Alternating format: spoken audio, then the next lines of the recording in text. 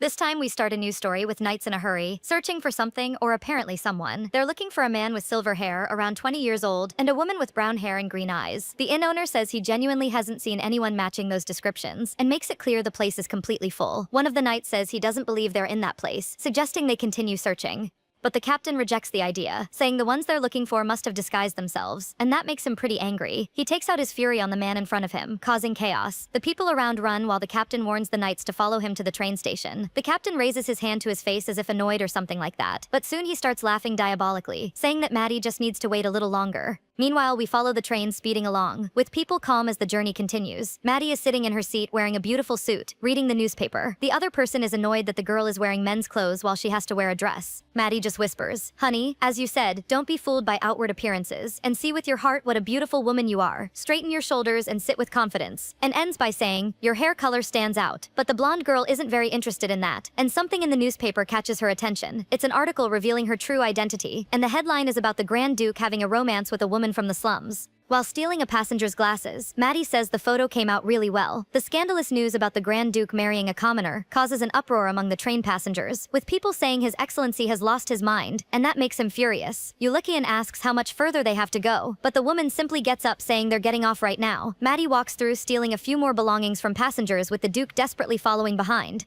Either way, he ends up following her. Maddie turns around and delivers the great news that he'll be able to take off the dress soon, which cheers him up quite a bit. The woman opens a door, warning they're going to jump right there, leaving the Grand Duke apprehensive about that, not loving the idea of jumping off a moving train. Maddie looks at him and asks why he's making that face like he's never done this before. But of course, the Grand Duke has never had to do anything like this. The woman finds it funny that he screams whenever he gets nervous and then jumps, warning that this is the only chance to do it, completely ignoring the Duke's shout that it's dangerous. Maddie rolls across the ground, keeping her limbs tucked to avoid any damage. She quickly gets her balance. Worried, the Duke asks if she's okay and if she got hurt. Maddie is standing, visibly fine. Then she turns around and extends her hand. Ulikian says emotionally that she always does reckless things that worry him, and that's exactly why he decides to take the leap too. Except that unlike his fiancée, he's more clumsy, sliding all the way down the hill, and all he wishes is that he doesn't regret falling for Maddie. But let's go back a few months before this event. The maids talk about the Grand Duke sneaking off to the slums again. They talk about how every day the young man shows up drunk and lament it, saying that if the late lord were there, his heart would break to see his son falling apart like this. Grand Duke Ulikian Kena Rondinez is the son of the former Crown Prince Haldan, and the only nephew of the current emperor. After losing his parents to the emperor, he spent his nights drowning in alcohol, pretending to be a fool. All of this to avoid the watchful eyes of his uncle, who saw him as a threat to the throne.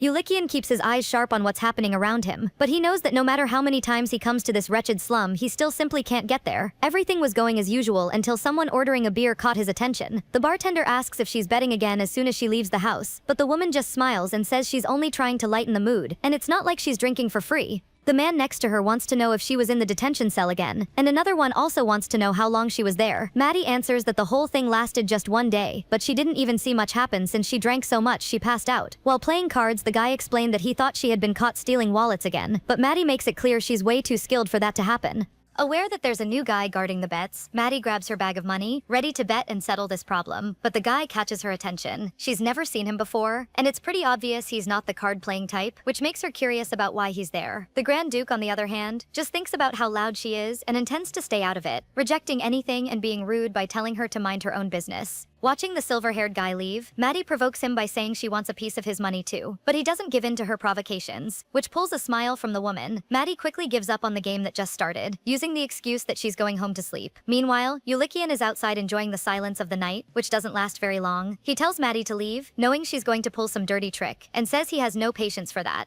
The woman plays innocent, asking how a gentleman could speak so rudely. The Grand Duke growls, turning to face her, and says he has no time for a crazy woman, telling her to get lost. He notices her clothes are covered in hay, which makes him think she's just another con artist. At that moment, someone appears trying to hurt Maddie, but the girl is fast, dodging the blow. She says that scared her and asks who it is. Furious, the man introduces himself as Josh from Haldecan Hardware and says he's been looking for her for a long time, and demands she return his wife. Maddie plays dumb, saying she has no involvement with that man's wife, which makes the man even more furious because he knows very well that Maddie helped his wife escape, only she won't say it, since the wife always had a bruised face. She says he could have treated her well while he had the chance, but she keeps denying she helped her escape. Yulikian simply watches the whole scene, noticing that the opponent has a cleaver in his hands. Josh threatens that if she doesn't say where his wife is, he'll chop her into pieces. Maddie worries that this will make her lose her precious client, so she intends to put an end to it, and says that if she wins, Josh has to give up. Josh goes in confidently, and the Grand Duke, who's caught in the middle of this mess, panics. But with just one shot, Maddie solves the problem. Josh screams, feeling his leg hurt, while the woman just watches this pathetic man. Yulikian stares at her, completely baffled. Well, this might be a perfect start for Maddie and her whole life. The whole commotion drew people together while Josh complains, but Maddie defends herself, saying only her little finger pulled the trigger, so there's no way it counts as cheating. Waving the gun around, she says having something so disgusting gave her the urge to drink.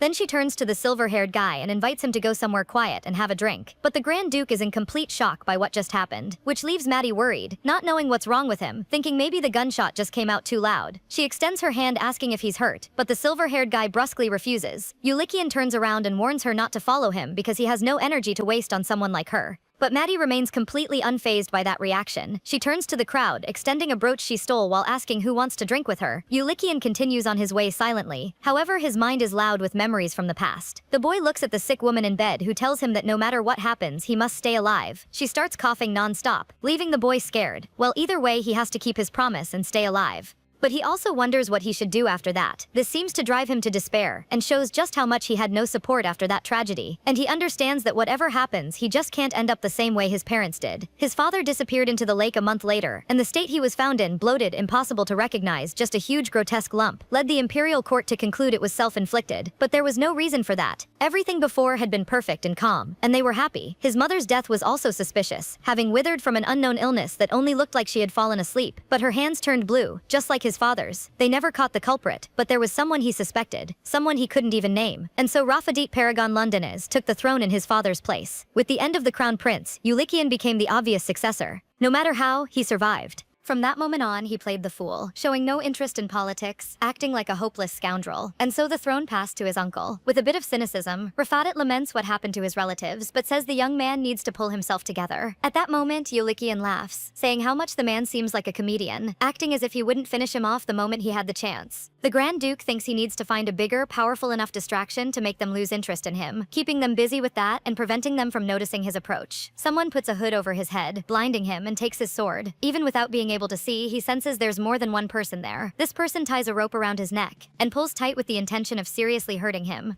His eyes slowly start to close, and that's when he thinks this is how his end will come. But something is happening. His captors are attacked one by one. It's Maddie who appeared to rescue him, fighting those brutes, throwing them far away after landing good hits. One of the men resists, grabbing her, saying she doesn't know when to be scared. But Maddie grabs his wrist and delivers a solid hit right to his chin. She grabs him by the chin, then punches him straight in the nose, making the man fall and beg her to wait. But Maddie doesn't listen, leaving Yulikian completely baffled once again that night. But he notices there's a lot going on here. First, this commoner is clinging to a stranger she just met, and then pulling out a firearm, which he finds very suspicious. He also didn't miss how clean and precise her technique is, so only one answer comes to mind. The Emperor sent her. But after staring at him seriously, Maddie just tells him to get up. While going through the pockets of those men, Maddie hums a song and hands him a heavy bag saying it's the change for the brooch. Yulikian is completely confused while Maddie is extremely surprised he hasn't figured it out yet. She laughs saying that at this rate he'll have even his underwear stolen, and jokes asking if the rope around his neck is a necklace. Maddie has to explain that she took the brooch because he didn't pay for a drink, so she was a little sad having to take drastic measures. Cheerfully she says if he had accepted to play poker before she would have stripped him from head to toe, and that finding a brooch as payment was a bargain. Yulikian asks if she's insane and the woman laughs saying she's only a little crazy. He stands up irritated while Maddie says they'll be seeing each other often, revealing she likes the silver-haired guy because he's handsome. Yulikian opens the bag to take a look, noticing inside there are a few gold coins along with his photo. This worries him. The Grand Duke grabs the commoner by the arm and says they need to talk a little, and this is his big move to make the Emperor lose interest in him. Maddie looks at him somewhat surprised, while the Grand Duke himself seems nervous about what he said. But then the girl notices the hand holding hers, keeping her there. So she pulls away from him and scolds him saying he can't just grab people like that. Maddie even provokes him saying he's bolder than she expected, but he tries to justify himself saying he was in a hurry. But then he notices the woman called him Your Grace and asks how she knows he's a duke. Maddie says with the silver hair and the clothes it's more obvious than anything, and if nobody could recognize him that would be his chance to become a spy. Yulikian says and even knowing that you still had the nerve to pull that stunt. Are you asking to be arrested for insulting a member of royalty? Maddie is quick to talk and cuts through all that, asking what grabbing her meant, that he wants something. She says she understands the idea and asks him to follow her, already having an appropriate place in mind. Maddie walks cheerfully ahead, humming, while the Grand Duke just follows a few steps behind. Ulikian remains suspicious because even though the girl saved him, it doesn't mean she's really on his side. He looks in every direction, noticing that if he gets kidnapped in a place like this, it will definitely be his end. Finally, Maddie stops, then presents her office. Ulikian has endless questions, especially why there's a room between walls. The place, despite where it's located, seems cozy, and Maddie asks him to sit so they can begin the consultation. Even reluctantly, the Duke does what was asked. Maddie smiles, saying the client seems quite skeptical, which makes some sense since he was just strangled by some assassins. This is the moment for her work. While writing some things down, the girl says he must have heard her name before, and asks what his reason is for wanting to hire her as his personal bodyguard. Maddie asks if he wants to be protected while sneaking around, and intends to charge 100 dirham per day. But Ulikian just cuts her off, asking if she swears loyalty to the country, which doesn't please the woman. After all, why would someone like her need the country? Her motto is that wherever she can sleep is her home, and whoever pays her is her client. But the Duke is taking things more seriously. He says it doesn't matter who she is, but there are things he needs to verify with her. Things like whether she's a spy or has the necessary skills to protect. Maddie fidgets with something under her skirt, which doesn't go unnoticed by Ulikian. Getting a better look, he realizes it's a holster where she probably keeps her weapons, and so he understands all those layers of clothing are to hide everything she carries, which is quite a lot. Maddie slaps the table, firing something while asking the Duke what he's looking at. Ulikian looks behind him in alarm, seeing that a knife was thrown, hitting a centipede. After that, the woman smiles, saying she can't catch insects with her bare hands. He has to admit her skill really is excellent. Maddie believes the silver-haired guy is an agent sent by the Emperor and explains that even though she's a mercenary, she still has her own professional ethics, and says she doesn't switch loyalties on a whim. She doesn't even have any idea where each organ is in her body, and they could give them to her, but none of that matters since she just wants to know if he's going to pay her. Still, Ulikian asks how he can simply trust her. Maddie uses the insect she hit as an example, explaining that it was for her client's sake, which the Duke ends up agreeing with. After all, he knows that if she were really the Emperor's agent, he would have already been eliminated the moment he walked into the room. Ulikian asks if since the beginning the only interest was because she thought he needed a bodyguard, but Maddie denies it and continues saying it's because she finds him handsome. She says she finds him beautiful, especially with that mix of silver hair and such bright blue eyes. Maddie stands up cheerfully, saying that besides turning out to be good-looking, the silver-haired guy hired her and even offered money, so she guarantees she'll protect him with all her effort. So the woman promises to protect him, but makes it clear that the method depends on the price chosen, whether something more discreet or a spectacle for the public. And she also explains her fees for shipping in case someone's head needs to be sent. The girl gets excited thinking she's a great negotiator, but Ulikian says he doesn't need things resolved in front of him, since this time his team will clean up the bodies. Which is a relief for her since she really wanted to eat something after signing the contract. She's quite hungry. Maddie gets up asking if he washes dishes right after eating, which Ulikian finds absurd, comparing that to eliminating people. She says the silver-haired guy seems like the type who washes immediately, and Ulikian questions why she's writing that in the contract. Maddie notices the handwriting error while asking why he's screaming in her office, especially since it's not soundproofed. Ulikian asks where she received training, but she guarantees she knows nothing about her life before she was 17. While tossing knives in the air, she says she simply discovered she had a talent for this kind of work. She demonstrates how good she is with knives and says she can modify weapons on top of being a good shooter and fighter. The girl returns the dagger she stole again. Still, one question remains, and Ulikian asks if there's any chance she's the daughter of some noble. The Duke looks away when the girl gives him that smile, but when he looks back at her again, he's startled by the countless scars on her body. Maddie asks if her legs weren't convincing enough, otherwise she can show her arms. And she does, asking if she looks like a noble, a girl with no past and no parents, only masters. Maddie kneels and says that if he hires her as a bodyguard, she guarantees he'll be protected. Ulikian asks her to decide whether she'll use formal language or something more casual, which Maddie ignores, saying it doesn't matter since she'll be protecting him in the shadows. All she really talks about are her rates. But Ulikian holds her hand, saying he doesn't want a bodyguard but a woman for something else. With a smile, Maddie guesses if it's for a date or something like that.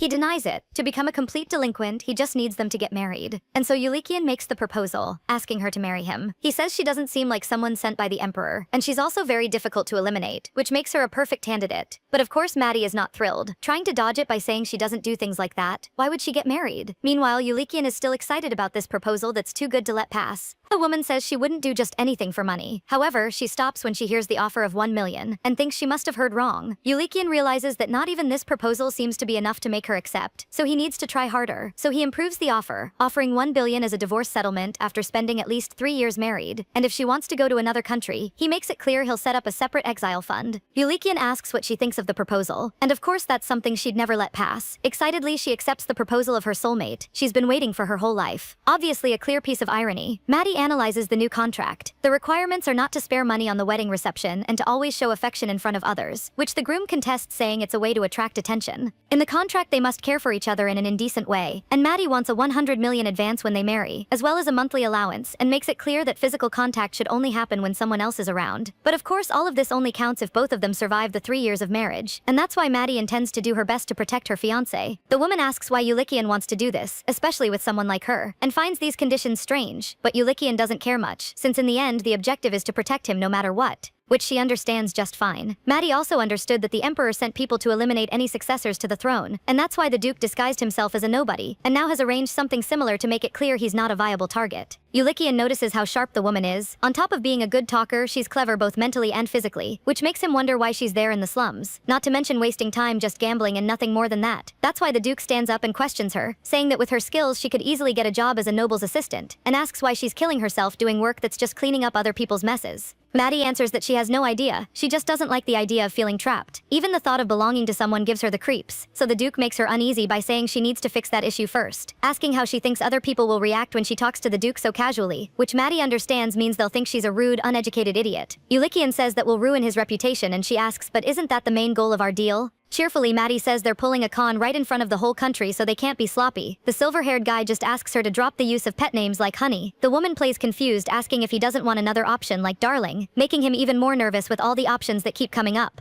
Ulikian gets serious, saying he understands the goal is to ruin his reputation, but they need to at least show they actually like each other, which does make a little sense, otherwise it won't be convincing to the emperor. Maddie agrees with that too. That's why she writes that they should go easy on the pranks. The duke decides to add one more thing to the contract, that she's forbidden from running away even if she faces insults or threats. The penalty for that is paying 10 times the value he offered. Maddie finds it amusing, his way of saying don't die and stay by my side. Ulikian hands her the pen while saying it's also his wish to make it through those 3 years safe and sound, so both of them sign the contract. Maddie asks when they should get married. Ulikian has in mind that first he obviously needs to make the proposal, which should be quite striking. So a few days pass. In the duke's mansion, the housekeeper asks another maid to also bring the shoes, throwing orders left and right because everything is a mess. Since the sudden commotion, Rayleigh answers that the woman just said she didn't like brown. But the woman explains that was because of the perforated design, while this one is more elegant. She's nervous because his grace suddenly became demanding about this, whereas before he simply ignored even the fact that he had to comb his hair. Rayleigh says love changed him, and even though she doesn't know who the noble fiancé is, at least he found a destined partner, and the housekeeper thinks the whole thing is nonsense. The green-haired girl says it was about time the duke found someone. At that moment, the butler appears, startling her, and informs them that the duke is expecting the requested items to be delivered. Rayleigh quickly rushes. The young man Miley appears to inform that all the requested items have been moved. Philip comments, surprised how the duke used to only go out at night to gamble, and now is simply dressed like this, which makes him wonder if his grace is really as in love as Miley says, though he seems a little suspicious of that. Meanwhile, the duke is in the carriage, which soon stops as they reach the destination. He's dressed formally and well-groomed, carrying some flowers in the color that represents him, reminding himself to keep an emotional expression. Ulikian forces his biggest smile while saying, when we return there will be 2 of us, leaving the coachman a little confused. The duke walks through the streets drawing everyone's attention, but his mind is a little far away, thinking about how to make the marriage proposal. He opts to be very formal rather than something more casual, and he should act as if he's completely in love. He arrives at the entrance to the alley where they agreed to meet,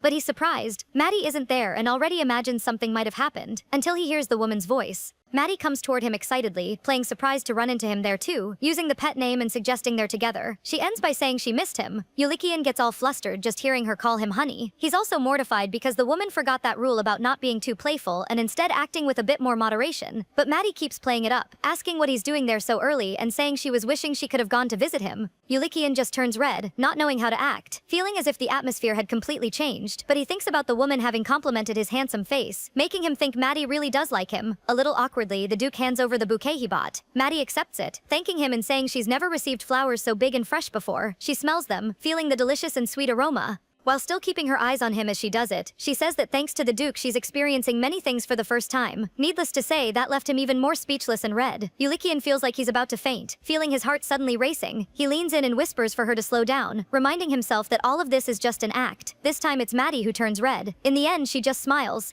Abruptly, Maddie pushes the duke, remembering that there are people around. She's still acting, but the push threw him off balance. But the woman keeps being wonderful and smiling beautifully, which makes him keep questioning whether it's really just an act. Maddie comments that his face looks pale and asks if they should go somewhere else. In a whisper, she asks, "Do you want to end things or do you want the Emperor to end you?" That leaves the Duke baffled. That's why Ulikian thinks he needs to pull himself together quickly and finish this all, so he starts by saying, "I know this isn't the right place to say this, but it's been hard to hold back." Maddie plays dumb saying the flowers are already too much, but inside she's going crazy wanting him to just get it over with. Finally, Ulikian holds her hand and says, "Maddie, marry me." She plays dumb saying she didn't quite catch that. So Ulikian reaffirms it, asking for them to get married and live together because that's all he needs for the rest of his life. Those words leave the commoners around them emotional, hearing the declaration, and of course everyone roots for her to accept. Maddie looks a little startled and embarrassed. Then she apologizes to him and ends up running away. This situation wasn't even part of Ulikian's plan. He knows it will be hard to catch the woman who easily defeated two brutes. Still, with a little effort he manages, making Maddie stop immediately and face him with emotional eyes. The Duke asks why she ran. She says something shocking. "I don't want to get married anymore." Of course that leaves the Duke thrown off, desperately saying they have to get married. Maddie uses that famous cliché, "What will people say?" "They'll say I agreed just because you're a duke." With eyes full of tears, she says she didn't intend to go this far, that it's something so impossible she never even let herself dream of it, and now she doesn't know how to handle it. Maddie asks why he's trying to make her happy, and even now it's all just too much. Ulikian has absolutely no idea what to do, since he's never met anyone like this before, but there's no time to answer because Maddie throws her things back at him.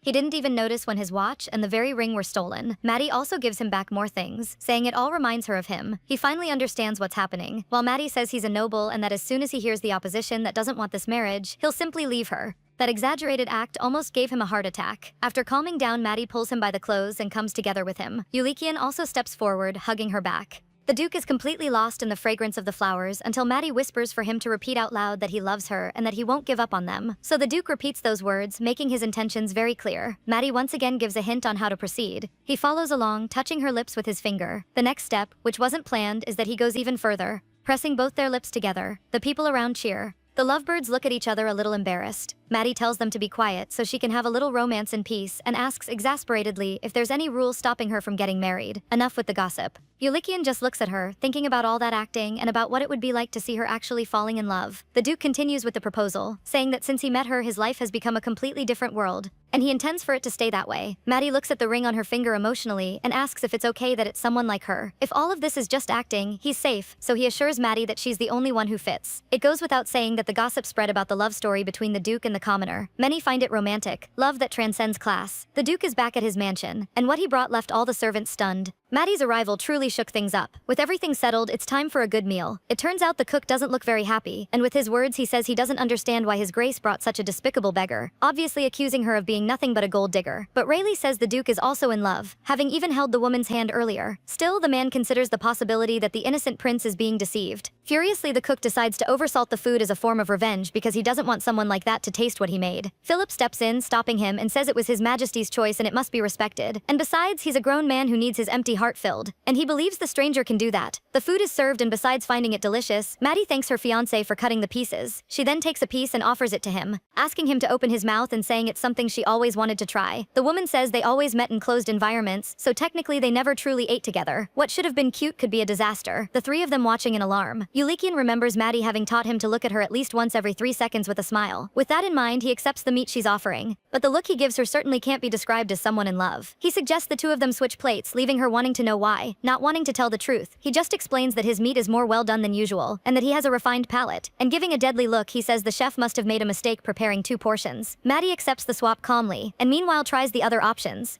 Something she eats makes her stop, which worries the Duke about whether something is wrong. She explains that the butter on the sweet potato is so smooth and she guesses some honey was also added. Immediately Ulikian turns to the chef and asks if that's right. Still scared out of his wits, the man confirms it, explaining it's premium butter, something ordinary people could never dream of, with a drizzle of quality honey. Maddie likes it so much she asks for the Duke's as well, which he kindly hands over. She seems totally focused on the Duke, but in reality her eyes are sharp on the plate, having noticed something wrong with the potatoes. Later, Miley sneaks into the pantry. He peeks around first to see if anyone's coming while pulling something out of his pocket. He has a syringe with a strange substance, about to inject it into the potatoes, but someone attacks him. Maddie, with a terrifying look, asks if he was the one responsible for what happened earlier. Miley is properly gagged and blindfolded. He finally wakes up and recognizes the voice of the woman who attacked him. Maddie asks him not to move too much, and touching something in his mouth says it's the poison he brought himself. herself, showing she knows everything. She explains she's referring to the fist-sized flask that's in his pocket, and she removed the cork with a cloth. Smiling, Maddie advises him not to drool too much, because the more the cloth gets wet, the faster the poison will leak, leaving the sneaky criminal in despair. Now she demands the man tells her who sent him. Miley panics because if he tells the truth, his family will suffer the consequences. Seeing that there'll be no answer, Maddie stands up and says there's nothing she can do. She says they're in a storage room where nobody comes, so it'll take a while for someone to find him, and with a gracious smile she asks him to take care. So Miley is left behind. Soon panicking, he falls to the ground. Miley can't feel his body and thinks it's already the effect of the poison. This poison has the property of slowly paralyzing the nerves, and when it was given to him, they explained it wouldn't cause serious harm. He just needed to pour it into the Grand Duke's meal. But Miley regrets it and understands he should have run when he heard that, even though he's not an assassin. He knows that if he swallows all of it, he'll be paralyzed until his end comes. He hears noises at the door, thinking someone is coming to finish him off, and wishes at least to have a chance to explain himself. The one who appears is the Grand Duke, asking if he's okay. Maddie advises not to touch the man who poisoned his food, but Yulikian questions why she tied him up like this. He says there must be a reason, since Miley has worked for his family for over 10 years, believing he must have acted under threat. Yulikian says he would never hurt him and that the man always treated him like a son. After removing the gag from his mouth, Yulikian asks if he really poisoned his food. While crying a lot and apologizing, Miley says they offered him a lot of money and with children to care for, he desperately needed it. The Duke is completely saddened by this revelation. Even so, he says he'll look for the antidote. However, Maddie advises letting him die since the poison has already spread, but Yulikian doesn't blame Miley for that, instead thinking it's being born into his family that's a sin, and so he asks her to bring the antidote. Miley is shocked that the Duke continues to be kind even after what he did, and knowing his end is near, he wants to make sure he knows who sent him, guaranteeing he avoids the danger. Through tears, he says the name Montaigne Zondo, but Yulikian is only concerned, asking him not to speak until he takes the antidote, and warns that as soon as he opens his eyes, the man must leave the territory immediately. Still, Miley tries to say the name, and the Duke soothes him. The three of them leave the storage room, with Miley inside a bag being pulled by a cart. Maddie observes from above, and comments that she should have noticed something was wrong when the Duke only removed the gag but not the blindfold. She also can't understand why he didn't poison him back, because that's something she would have done, but the Duke keeps resisting that idea. Maddie is by his side now. The Duke says her plan was smart, and they got what they needed, since in an interrogation Miley wouldn't have said anything. When Miley was attacked, the Duke was there the whole time, and the poison was dripped into his mouth after a few taps, and so they made up a lie about it being on the cloth. Yulikian asks if the poison doesn't affect her, since she really did eat the sweet potato, but Maddie says her body has always been like that, as if it doesn't have an effect, and she even takes the opportunity to provoke him by asking if he's genuinely worried. The Duke just asks her to stop joking and hurry up. The woman hops onto his horse and faces him, asking about the name Miley said. Thinking about it leaves Yulikian a little sad, because it's the Count of Montenezondo, his uncle. Maddie stares at him with her usual look, and gets excited to immediately eliminate the man, being stopped by the Duke. Startled, she covers her ears asking why he yelled like that, and reminds him that she only gets her billion if he survives for 3 years. But Yulikian asks her not to worry, guaranteeing he'll stay alive. He takes the opportunity to complain about her riding and sitting in front of him, that the ping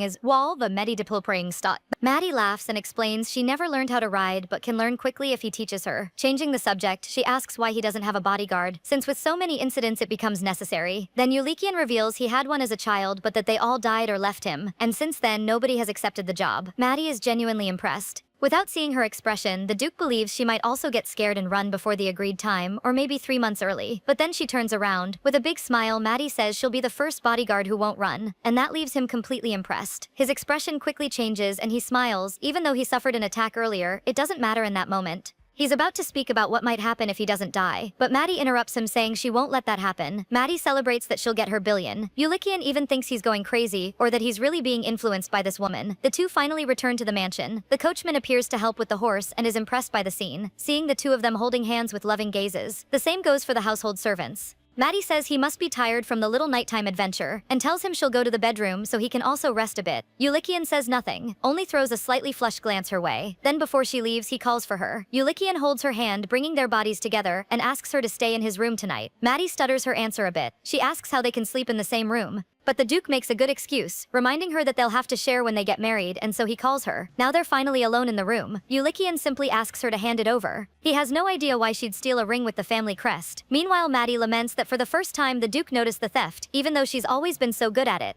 Yulikian doesn't care about that detail. He just wants what was stolen, and asks who will be the suspect when valuable things start disappearing. He asks if she wants to be treated like a low-level thief and get thrown out, not to mention she could lose 1 billion. So Maddie shakes her skirt, revealing all the things she stole in a single day, which leaves the Duke quite stunned. Maddie just smiles and offers him the contract as well. Yulikian finds it strange since they agreed each would keep a copy, until he realizes that one is his, which she also stole. The bodyguard laughs, asking who keeps something so important in their chest pocket. Anyone could go through it, but the Duke immediately turns red, asking who would do that. So Maddie provokes him, saying that with such a beautiful body, anyone would want to go through it. A chest that big, impossible not to notice. Yulikian, embarrassed, asks her to stop that and asks her to repeat, "I will not steal things recklessly." But Maddie is resistant, asking if that's part of the contract. Not very happy about the things she has to do for 1 billion. Well, for that amount it's pretty hard not to follow through. Yulikian just asks her to behave and follow the rules, and in the end Maddie agrees not to steal recklessly. The second requirement is not to eliminate people without reason. She's about to repeat it until she stops. Maddie doesn't understand why not. After all, what will she do if she's in danger or there's another immediate threat? And the Duke explains that's exactly why he said without reason, which doesn't cover those cases. And the last thing is that she must not run away. Maddie smiles, provoking him, saying it's very romantic. The Duke then tells her what happened to those bodies left behind, explaining that he reported them to the security forces, and since then they've been looking for witnesses and suspects. That leaves Maddie furious for having saved him from death, only to now be threatened with it.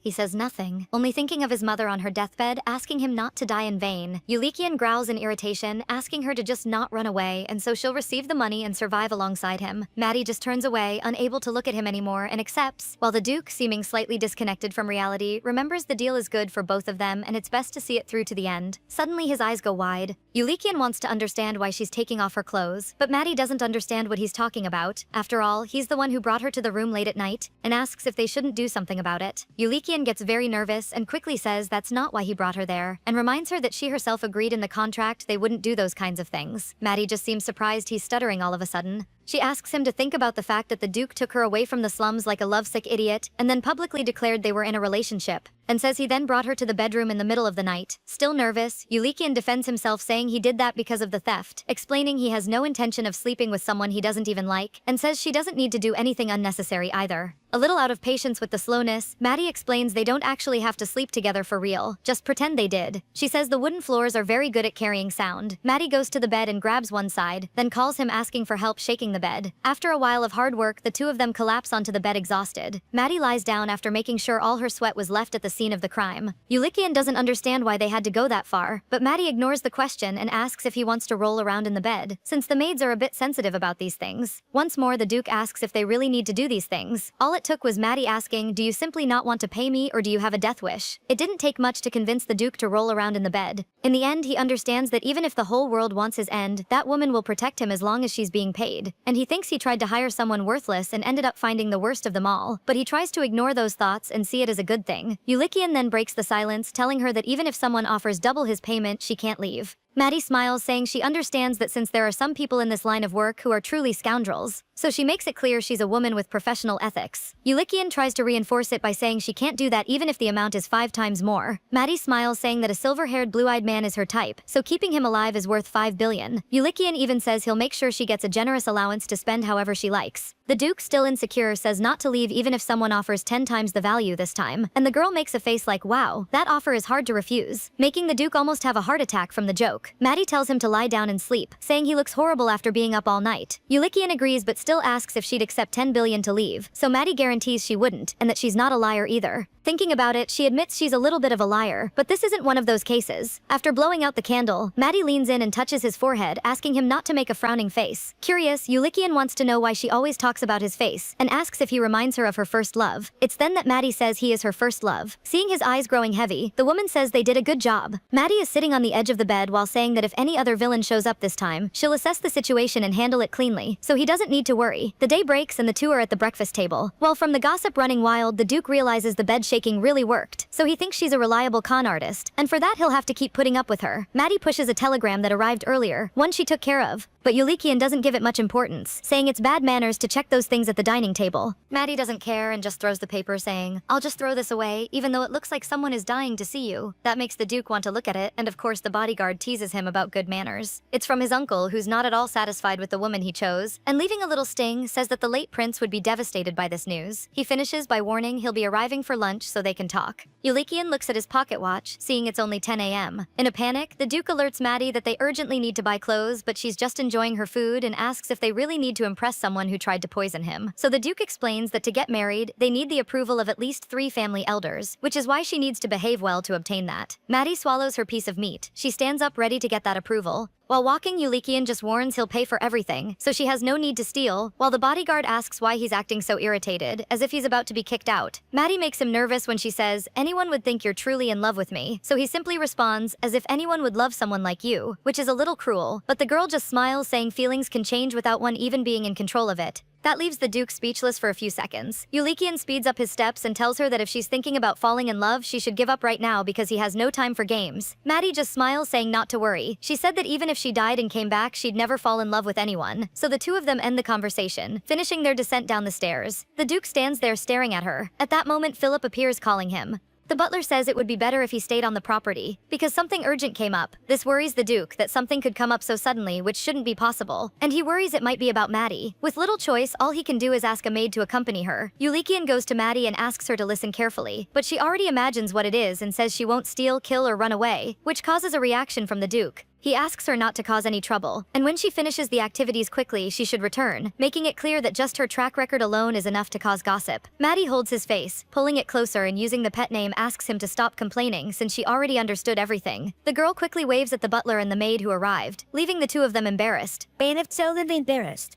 Yulikian coughs in an attempt to break the mood and asks the maid to take good care of his fiancé. Rayleigh promises she will. With the two in the carriage, Maddie waves lovingly at the Duke. Now alone, the silver-haired man asks what this is about. The butler hands him the letter, leaving the Duke surprised to hear it's from the Emperor. The journey of the girls continues. Rayleigh doesn't seem at all happy about her future mistress. She keeps thinking Maddie is trying to seduce the innocent Duke to get something, and intends to make sure the intruder runs away in tears, utterly humiliated. Meanwhile, Maddie remains oblivious to her hatred and comments with surprise that even after passing the first gate, they're still in the garden area. The maid explains that it's just a garden annex to the mansion and they'll have to pass through another large gate to actually be outside. Maddie says it looks more like a park and is impressed. Maddie takes a look at the girl and asks if the position isn't a little uncomfortable. She asks her not to be so formal. She can speak however she wants. Her words leave the maid a little thrown off. Rayleigh explains that once the marriage happens, she'll be the lady of the house, so she can't just talk casually. But Maddie just laughs, asking her to relax and save that for when it actually happens, leaving her with nothing to argue. Rayleigh uses the intimacy as an opportunity to ask if she loves the Duke and accepted the proposal because of that. The bodyguard agrees. Maddie says their statuses are very different, something she can't control, and adds that he's innocent. She also mentions that if the relatives are against it, he might simply give up, which is why she's enjoying the time while she can. This makes Rayleigh change her way of thinking, believing she's different from what she imagined, so she tries to make things right by asking her to think about the fact that His Grace loves her and won't give up.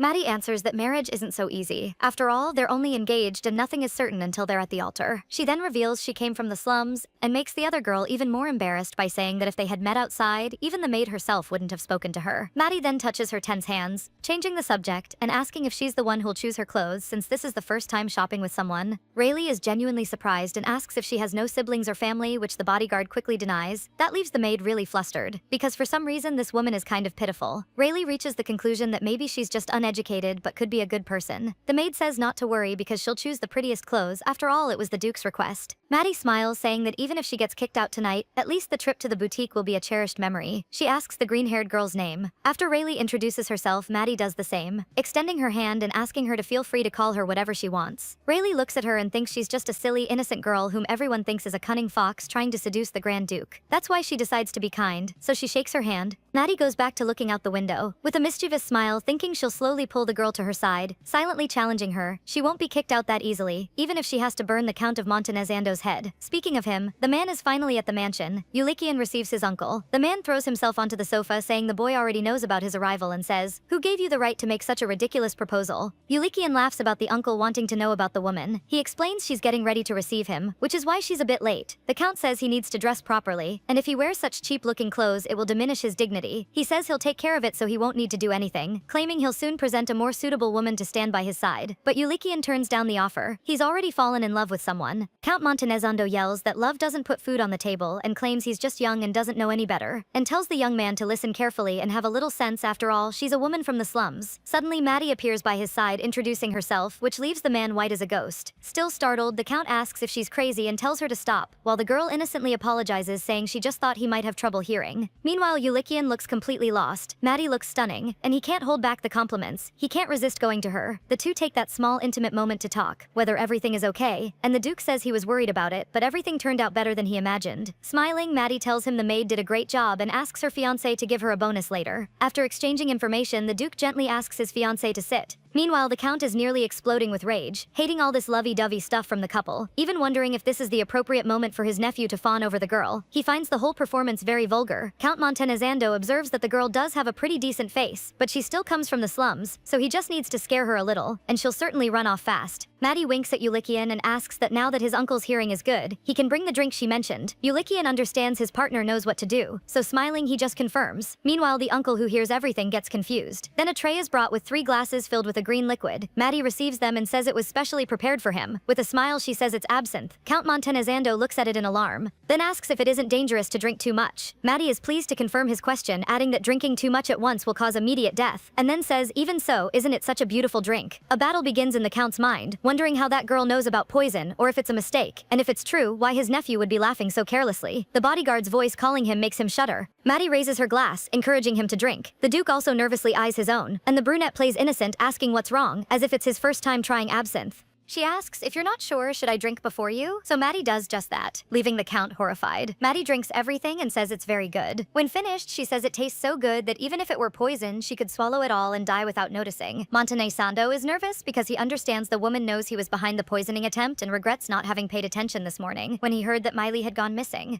He just ignored it, assuming the man was just drunk somewhere, but now he realizes that's not the case. This makes him question whether the woman figured everything out and got rid of Miley. Looking at his nephew, he also wonders if he knows. While he's in anguish, Ulikian simply asks his uncle to congratulate them on the wedding. Count Montenegzando gets distracted for a moment, asking the silver-haired one to control himself. Then when his eyes return to Maddie, he's startled by what he notices. In the girl's hand is the poison vial. Almost innocently, Ulikian asks if she brought a separate drink, and Maddie explains, I heard absinthe tastes best when served little by little using a small glass bottle like this. Like a good fiancé, Ulikian smiles, just asking her not to overdo it since drinking too much is bad. Meanwhile, the Count watches all of this horrified, as if he's witnessing some kind of horror movie. Keeping an innocent face, Ulikian asks what's wrong and his uncle just stammers. Maddie also asks what's going on. She simply says, you're acting like I just swallowed poison or something. The old uncle almost has a heart attack right there. Suddenly, Maddie faints in her beloved's arms, leaving the uncle in even more panic, saying that's exactly why she shouldn't have drunk all of it. He wants a doctor called immediately, but just as quickly as the girl fainted, she came back to life, laughing, saying he looks very tense about something, and explaining she was just pranking him. Even Ulikian laughs, saying he thought his heart was going to stop and that he really can't handle his fiancée's mischievous nature. Count Montenegzando sits back down, still tense about the situation. He looks at the glass and the empty vial, which then falls to the floor and shatters into several pieces, increasing the tension even further. The Count quickly flees from this crazy couple, making up an excuse that he has no more time to stay. He gets into his carriage to leave. Meanwhile, the two laugh and Ulikian questions her for having drunk that horrible thing. Maddie laughs, explaining she switched them and of course takes the opportunity to provoke him by asking if he was worried. He asks if she got her revenge on the uncle, but the girl explains it was just a warning shot so they can slowly get permission for the wedding, which the Duke disagrees with since his uncle ran away from there scared to death. Maddie keeps provoking, saying that as long as the Count is alive they can get it, and advises him not to be so pessimistic.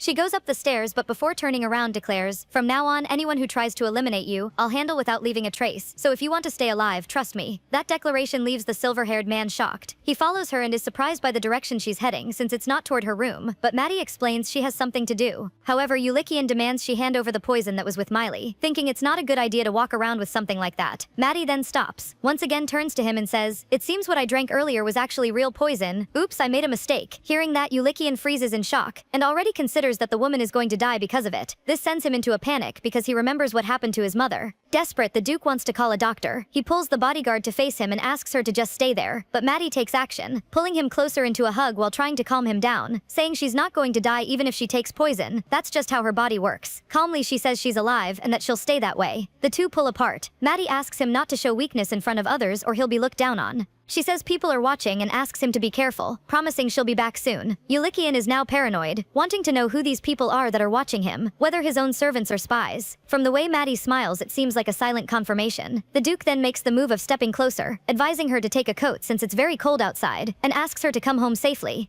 Ulikian turns to go get his too, leaving Maddie behind wondering whether the man has any friends and not understanding why he gave her a kiss on the cheek out of nowhere just to say he was leaving. The sun is almost gone. A red-haired man is at his place when someone knocks on the door. When he opens it, a hooded figure is standing there, and he's surprised to see who it is. It's Maddie who's there. The woman is also being watched by someone lurking in the shadows. Inside, the red-haired man asks why she didn't respond to anything. He was starting to think it was just another drunk. She then explains she's being followed and if the information leaks it'll be a problem. He's surprised that the woman let that happen even though she could easily easily get rid of the person. But Maddie explains it would be very suspicious if the person suddenly disappeared, so she chose to wait until their guard was down. The red-haired man, who is her brother, asks about the newspaper news that left him in complete shock. With sparkling eyes, he asks if she's trying to con the Grand Duke and asks if she's sure about this, whether she'll be spending the rest of her life on the run. Maddie regrets not having had time to explain to her brother. This red-haired man is Knox, a scrawny 15-year-old refugee boy she met on the streets. The two got into a small work conflict. Maddie returned a wallet to the owner that the kid had stolen, even though she had done the same. But that day, the woman explained that the gentleman was just trying to buy a birthday present for his daughter, and just by looking at the clothes, anyone could see he had saved every single penny. That only made the boy angry, knowing that some people have the chance to celebrate a day like that while he has nothing to do with any of it. Maddie then gave him a lecture. She advised doing those things with the rich and said, "Take from only those who sing a song and buy a melody and buy a new wallet without thinking twice." After that, she taught him how to steal and pull cons and even took him out to see the world, doing all kinds of work together. Back to the present, the young man asks if she plans to rob the Duke alone or with someone else.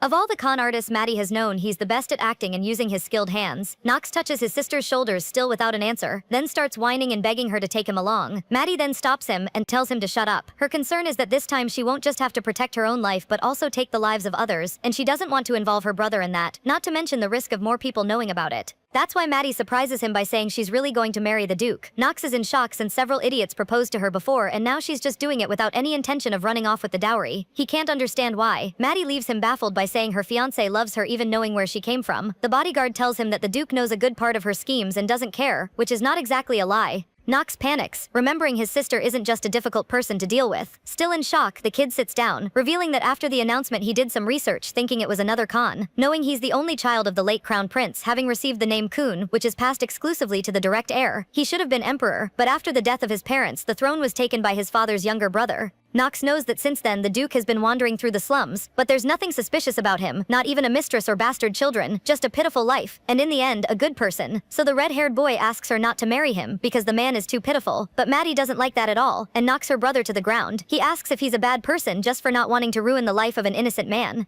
Maddie again affirms they're getting married, and that's what he needs to accept. She finds a stray drink nearby and takes a sip, then asks her brother to find information about Count Montenezando and his entire family. Knowing who he is, Knox doesn't understand the reason, since as the Duke's uncle he should be on his side. So Maddie reveals that the man touched something that belongs to her, and must be punished for it. With wide eyes, Knox wants to understand what's so serious the man did to make his sister this angry.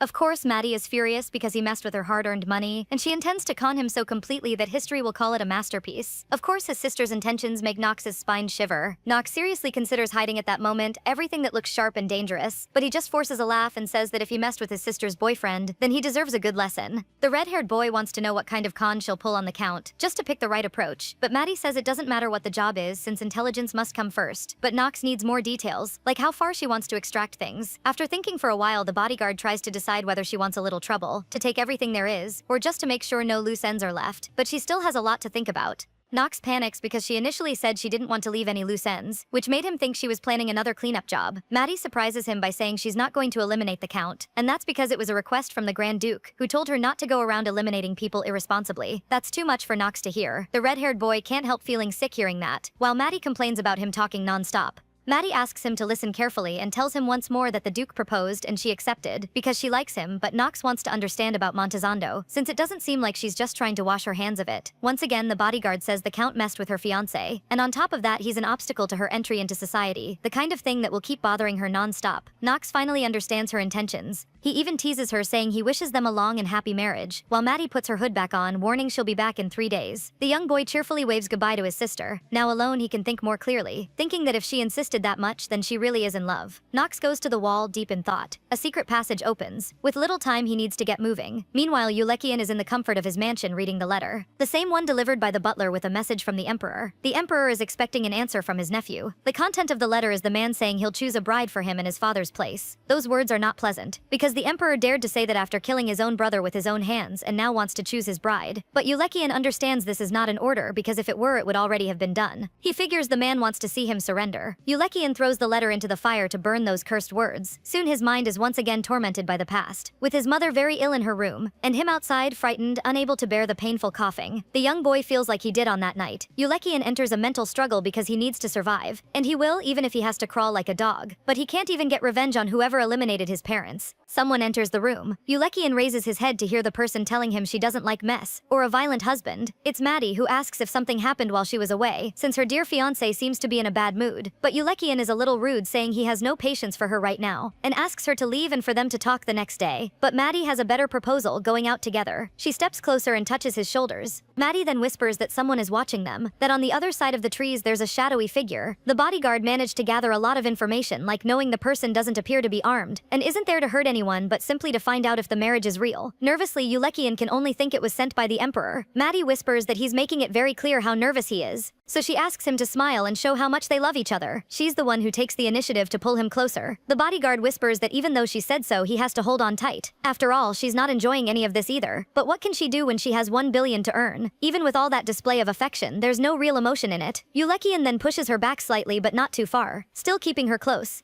and says, "If you want to do this right, kissing you doesn't bother me at all." Maddie is surprised, but soon her scowl turns into a beautiful smile. Maddie comes close again and hugs him. Soon the two press their lips together in a kiss of false love. When they run out of air, they separate, but with Maddie's promise that she won't die again, Ulekian wants to test her soft lips once more. At this moment, the Duke enters a spiral of hallucinations with the woman's promises in his mind. The Duke and Maddie promise to take care of the people who will try to hurt him and asked him to trust her if he really wants to live. Her promises mix with the anguished sound of his mother's cough. Now the sound filling the room is a racing heartbeat, and Ulekian is afraid the woman will discover something. Meanwhile, Maddie continues the kiss, but with a watchful eye on the intruder outside. The two finally separate. Ulekian needs to control himself since they're only fulfilling the contract. However, the observer hasn't left yet, and Maddie wants to give a little more of the show. The Duke is surprised by her lack of a coat and asks why she's not wearing one. Then the woman says she didn't use it when she went out, having given it to the coachman, explaining that his gaze was filthy, and since she'll have to see him for 3 years, she doesn't want to spend that time walking on eggshells. Hearing that, Ulekian smiles and says she seems confident she'll survive the whole time. Maddie quickly changes the subject and surprises him by suggesting a new strategy to make the man leave. Stripping down, making the Duke's eyes go wide at the idea of doing that in front of a stranger. Maddie explains that either way she's wearing a white dress underneath, so he shouldn't worry about it. She's more confident and says the bastard still hasn't left, so he needs to be convinced of what's going on and go away. After that, she says with a smile, "Lucky that my beloved cleared the table earlier with such confidence," leaving the Duke completely stunned. But he takes action for that little theater. Ulekian even steps closer, but abruptly Maddie pushes him away. Maddie says after watching for a long time the man finally left, and lets out a sigh of relief. She had no idea how long she would have had to keep that up. She informs him that tonight's new strategy will be pushing the writing desk for 30 minutes before sleeping, but the Duke is still recovering from what just happened. Soon morning arrives. The Duke is woken up by someone knocking on the door. He quickly remembers the previous night, until he feels a blanket over his body and is surprised it's there. But then he's alarmed to realize what it is. It's Maddie's dress, and now the Duke is full of doubts about what happened. Did they separate? Did something happen while he was sleeping? And he hopes it's just that piece of clothing that's there. However, he wonders where the owner is. The Duke finds a package on the floor. Ulekian thinks Maddie should cover herself, and wonders why she put the dress with him. He then goes to wake up the bodyguard. Maddie only opens her eyes when she hears him say he'll give a special bonus. She immediately sits up. Maddie is happy with the smile the Duke holds and says he's adorable, and asks him to open the door, but not too much. Ulekian admits that shaking the writing desk was worth it, since it made the butler come over, and that leaves Maddie all confident, asking him to trust more in what she says. Finally, the Duke opens the door. The Duke complains about him being there so early, but Philip has terrible news and asks the silver-haired man to come to the reception room, because Sir Crocton Vine is there.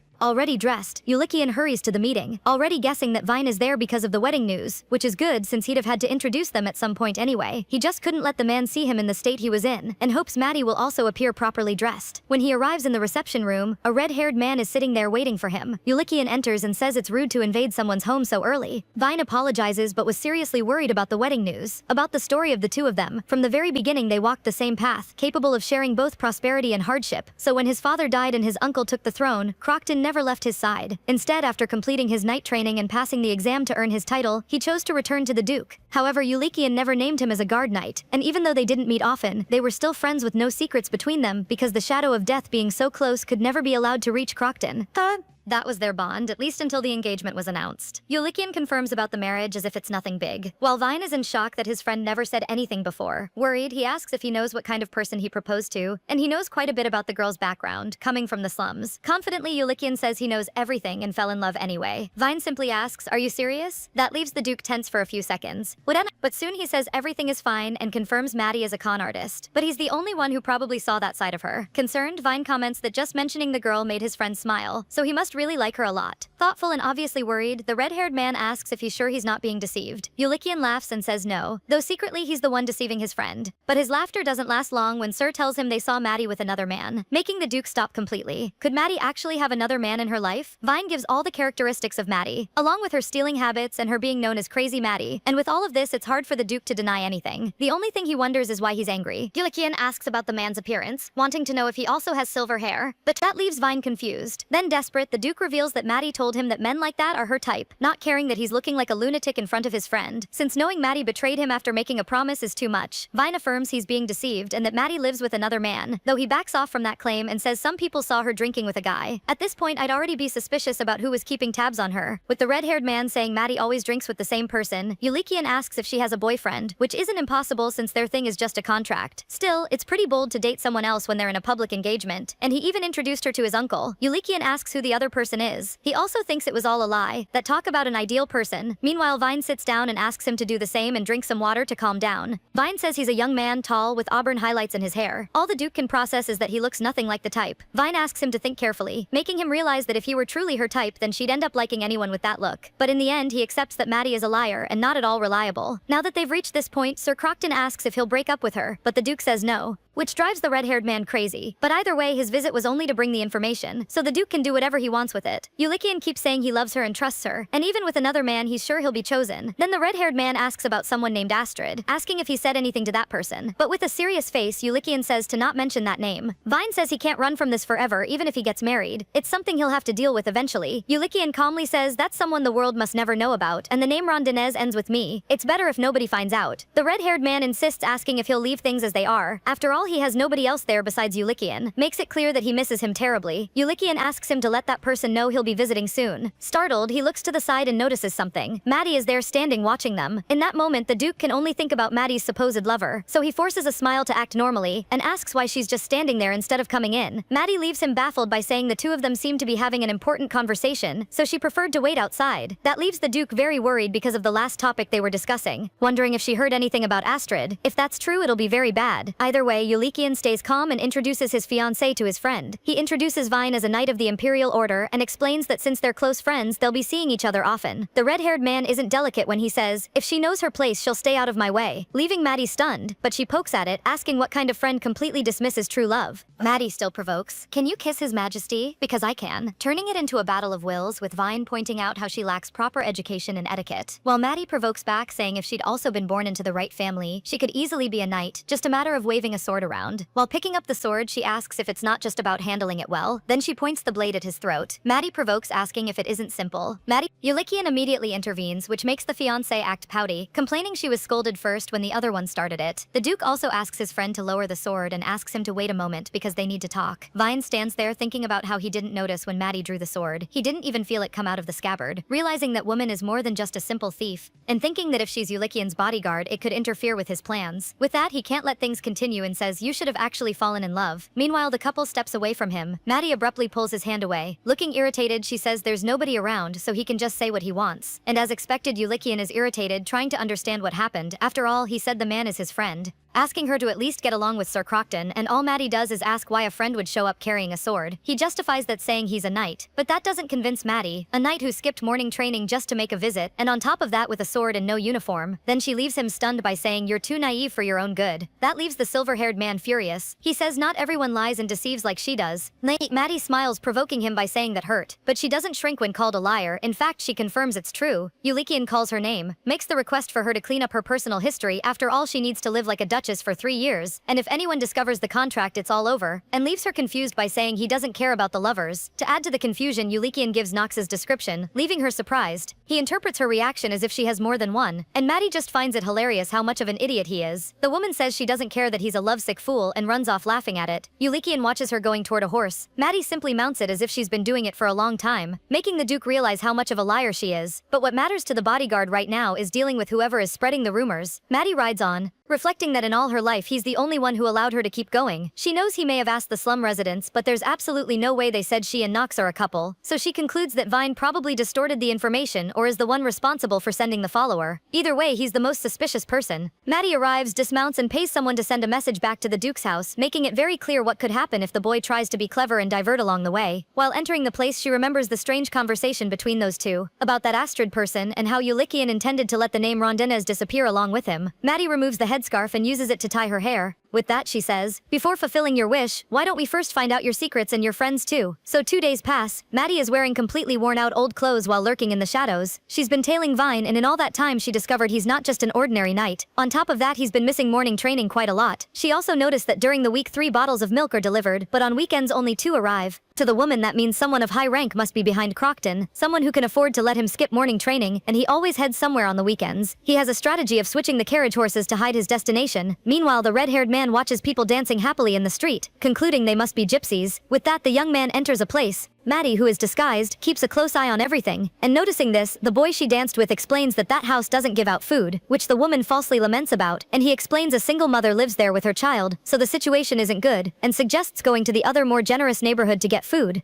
Maddie thanks him and says goodbye, telling him to use the reward as a blanket. With the information she got, the woman thinks about how her client has some dirty secrets. Astrid is a name used only by nobles, and the fact that he's the last Rondenes means it's from the Duke's bloodline, so Maddie believes it's an illegitimate daughter who can't be in the family records. Maddie wonders why the Duke hid this even though he revealed his life is being threatened by the Emperor. She thinks that as his bodyguard she must be prepared for any possible variable, and if Astrid is the Duke's weakness, then she must be even more prepared. Meanwhile, at the Duke's mansion, the servants talk about Maddie being away for 3 days. The coachman comments he thought she'd be back soon since he sent her off with a distraction. Rayleigh says that earlier the Duke asked if Maddie had taken anything when she left, which she finds outrageous, defending that the woman would never do something like that. She remembers when they went to the boutique and she asked how many dresses she'd buy, but an innocent Maddie asked if they weren't just there to buy something for receiving guests, or whether it was just one outfit. But Rayleigh goes crazy saying she needs outfits for various occasions as well as normal clothes to wear at home. That's why she's completely disappointed in the Duke for suspecting her. The housekeeper scolds her for talking about the Duke that way and says the problem is with whoever disappeared for 3 days without saying a word. The coachman also believes Maddie isn't a bad person, just a little rough in the way she speaks. He tells them that last time the woman asked him to take her to the slums. When they got there, Maddie asked if he had a daughter. She also complimented the dandelion bracelet on his wrist. Maddie left him a little thrown off when she asked about the drawing on it and said she really loved it. With that, she takes off her coat, then asks him to give it to his daughter, surprising the man. With that voice that wins everyone over, Maddie says they're in situations where they can't live well, so they need to help each other even if just for a moment, and tells him how she always wanted to wear pretty clothes when she was little. She says they'll see each other often, so he should stop staring at her as if he's upset and instead keep things friendly between them, and suggests that even if she gets kicked out, they should part the same way. With that, the coachman says the woman may not have had the best upbringing, but she has a kind heart, which Rayleigh obviously agrees with. Ivan is also there and accuses the girl of having fallen for her. He says the Duke isn't sleeping or eating properly for 3 days and gives the servants a scolding for being on that woman's side. Rayleigh keeps defending her, saying Maddie isn't that kind of person and would calmly accept being sent away, so she would never leave without consulting the Duke first. Very irritated, Ivan disagrees. After all, Maddie hasn't come back yet and she could only be in the slums looking for another man. And of course the maid won't accept anyone thinking that about her new protege. While the two of them argue, the coachman notices something through the window. It's Maddie who's back. Meanwhile, Yulekian is in his study lamenting Maddie's disappearance. She didn't even say where she was going.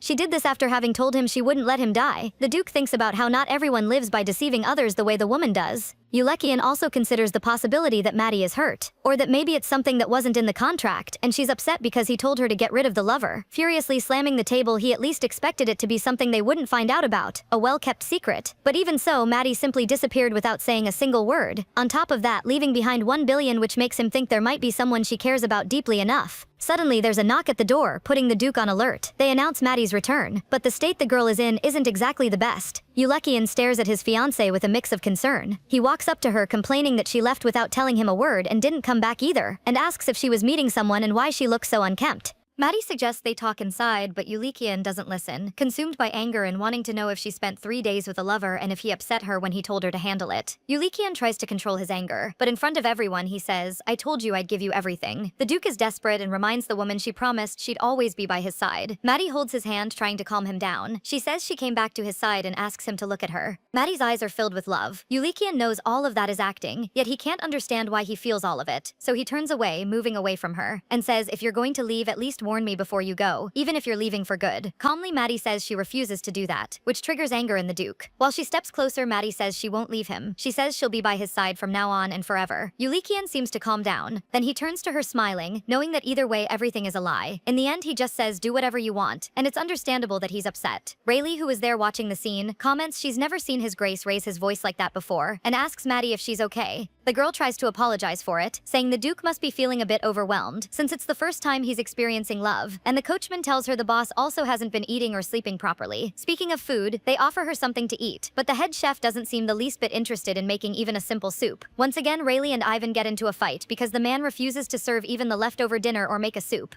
Maddie speaks up, saying she doesn't need soup and thanks them for their concern. Still, Rayleigh can't ignore how exhausted the woman looks and suggests she rest while she waits for someone to bring a little water. The maid notices Maddie is crying, which worries her even more, asking what's wrong and if it's because the Duke got angry. Maddie says it's nothing like that, she's happy. The housekeeper who's there throws in her face that she spent 3 days away without saying a word, so what exactly does she have to be happy about? Maddie cries even more. Emotionally, she says she didn't expect him to be waiting for her, moving everyone around her by saying it's the first time anyone has done that. The woman says she never noticed that if she didn't come back someone might actually get really angry. Maddie says she never cared about those things before, that leaving meant being forgotten, which always seemed natural, and she lived thinking that was just how things were. Emotionally, she says having someone up late, keeping the lights on, waiting for her, there's just no other way to feel about it. In the end, she apologizes for it, and everyone around is already falling apart in tears. The coachman says there's no way the Duke could have ignored everything and not worried if she didn't come back. Still emotional, he asks the chef to make a soup, or at least hand over some leftover ingredients, and asks the man to think of it as serving a guest. But luckily, Ivan is emotional enough to offer soup, and is already ready to grill meat too. Maddie tries to stop him, saying she had a little bread, but the man is already heading to the kitchen. Then it's the housekeeper's turn, who says the people waiting for her will always be there. The bodyguard in the end accepts all the love from the servants. However, the housekeeper asks what she was doing that required being away that long. Without an adequate answer, she questions whether there's really another man involved, which Maddie quickly denies. Maddie says she thought the Duke's marriage proposal was a joke, but after spending a few days there she realized it wasn't, and so she started wanting to be loved. That's why she came back to pack her things and donated her old clothes and that sort of thing. Maddie says that if she gets kicked out of there it'll be strange to stay in the city, and since she's a wanderer it wouldn't be a problem to just leave. Once again that night she leaves the women emotional. The housekeeper scolds her for thinking about leaving with the Duke being that worried, and Rayleigh pleads for mercy, asking not to scold Maddie since she's not used to these kinds of things. At that moment, Ivan shouts from the kitchen asking why the girl still hasn't shown up to eat. Maddie is guided by the women and asks them to join her so she doesn't eat alone.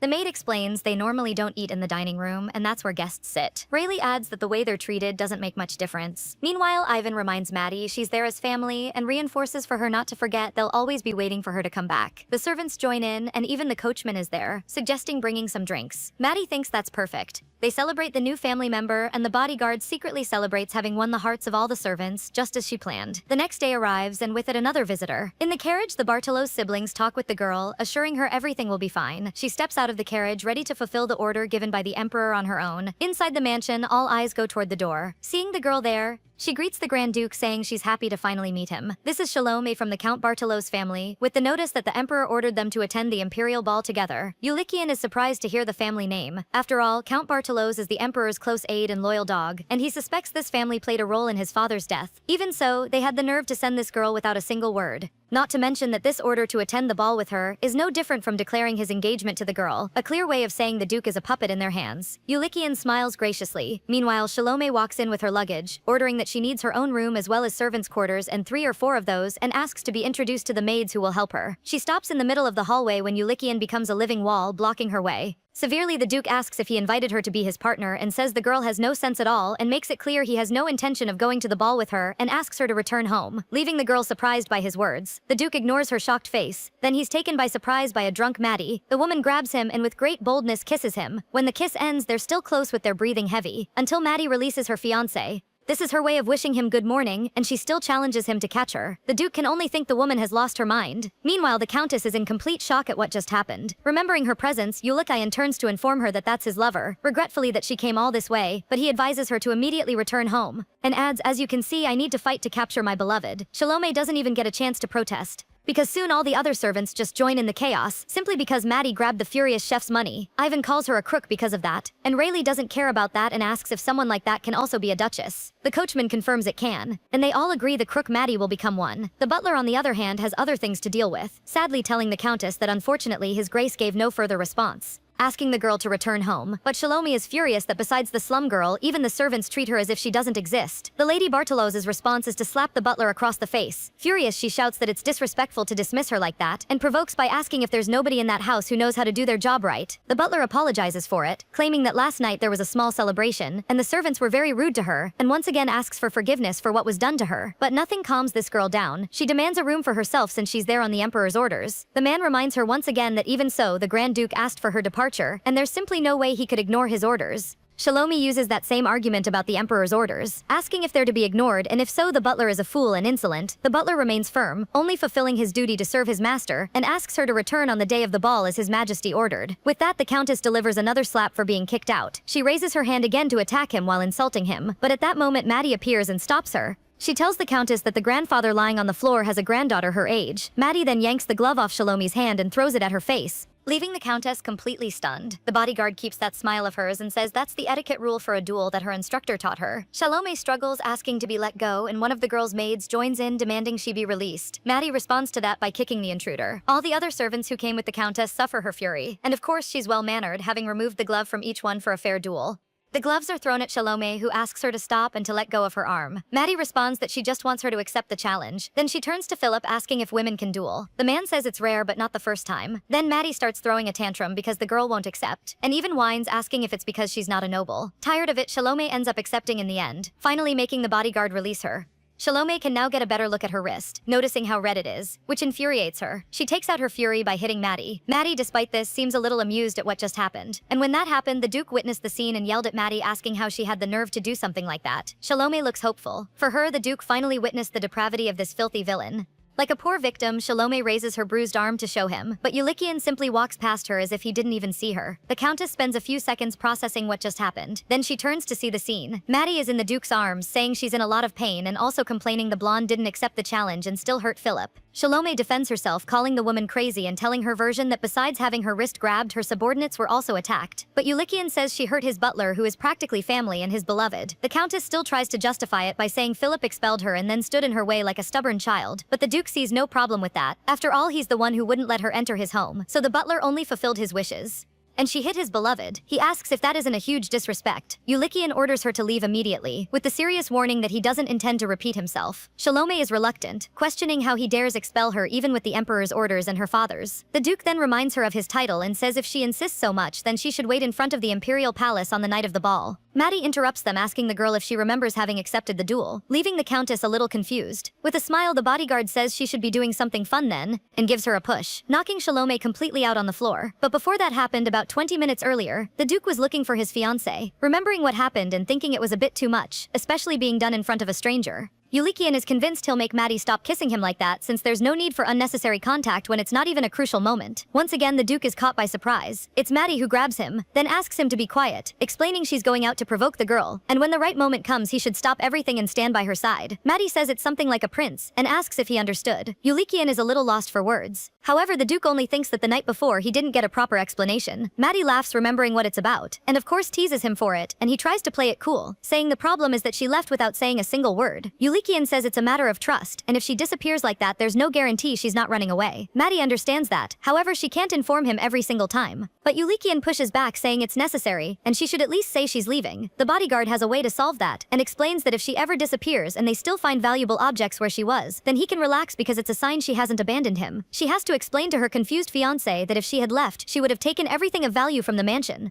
Yulikian asks what he should do in that situation, whether he should report it or try to find her. The thief says no to both. Maddie says in that case he should just wait, because she'll definitely come back. saying she'll return to his side of her own free will. In the end, Maddie says, "You'll have to stay by my side later, understood, my prince?" Ulikian just murmurs in agreement. But now, after everything that happened, the Duke didn't imagine things would be quite so rough. The two lock themselves in the study, so Ulikian can scream freely, asking what she was thinking when she attacked Miss Bartolows. Playing dumb, Maddie says the girl challenged her to a duel, so she accepted and landed a hit. But the Duke is completely desperate because Maddie could simply be executed for insulting a noble, and if that happens, they won't be able to get married. Maddie tries to calm him down, saying she's doing this for the money, but the Duke still can't understand it and questions whether she didn't realize the size of the mess she created. Maddie makes a lame excuse that she just wanted to provoke her, but that other girl kept going, and since she's used to using her hands, she went a little beyond the line. She asks if inviting Shalome and inviting her to the ball would fix things. Ulikian is baffled by the idea and asks if it's really okay to do that. Maddie reminds him that either way, it's an order from the Emperor. So the Duke remembers she's his fiancée and it's already been officially announced. But Maddie still thinks it's a way to fix things. With that, the Duke falls silent, thinking that after everything she said, the bodyguard is creating a new story as if they were two complete strangers. He doesn't understand Maddie's intentions, or maybe he's just being a little petty. Still, without saying anything, Ulikian walks toward the door. With Maddie's call, the Duke reveals he's going to the Emperor, just to say he loves her and therefore can't go to the ball with Shalome. Maddie is completely stunned. She goes after the Duke, asking if he has any secret lover or anything like that she should know about, using the excuse that if any scandal comes out, she needs to know so she can handle it. Obviously, the Duke denies having anything like that. Maddie is genuinely surprised, then laughs and makes light of it, but in the end accepts the answer. Maddie then says goodbye to him, asking him to come back alive. So the Duke leaves, leaving Maddie behind saying, "My love, Astrid certainly knows how to say things that hurt." Meanwhile, Ulikian is at the Emperor's palace. He follows the man who leads him to his majesty, who granted an audience. The Duke sighs and lament because he was made to wait for 2 hours and wasn't even offered tea, and yet his uncle allowed a meeting more easily than expected. The young man announces the Duke's arrival to the Emperor. The doors of the throne room open, revealing the Emperor and Empress waiting. The uncle greets him. Ulikian already bows in respect to his authority. In parallel, we see what's happening at the Duke's residence. Philip is sitting in a chair with an annoying bruise on his face. Maddie arrives with some eggs in hand, asking how things are going, and is delighted that in his answer the butler also called her lady but asks him to be more casual. The man smiles at her and then asks what she's doing there.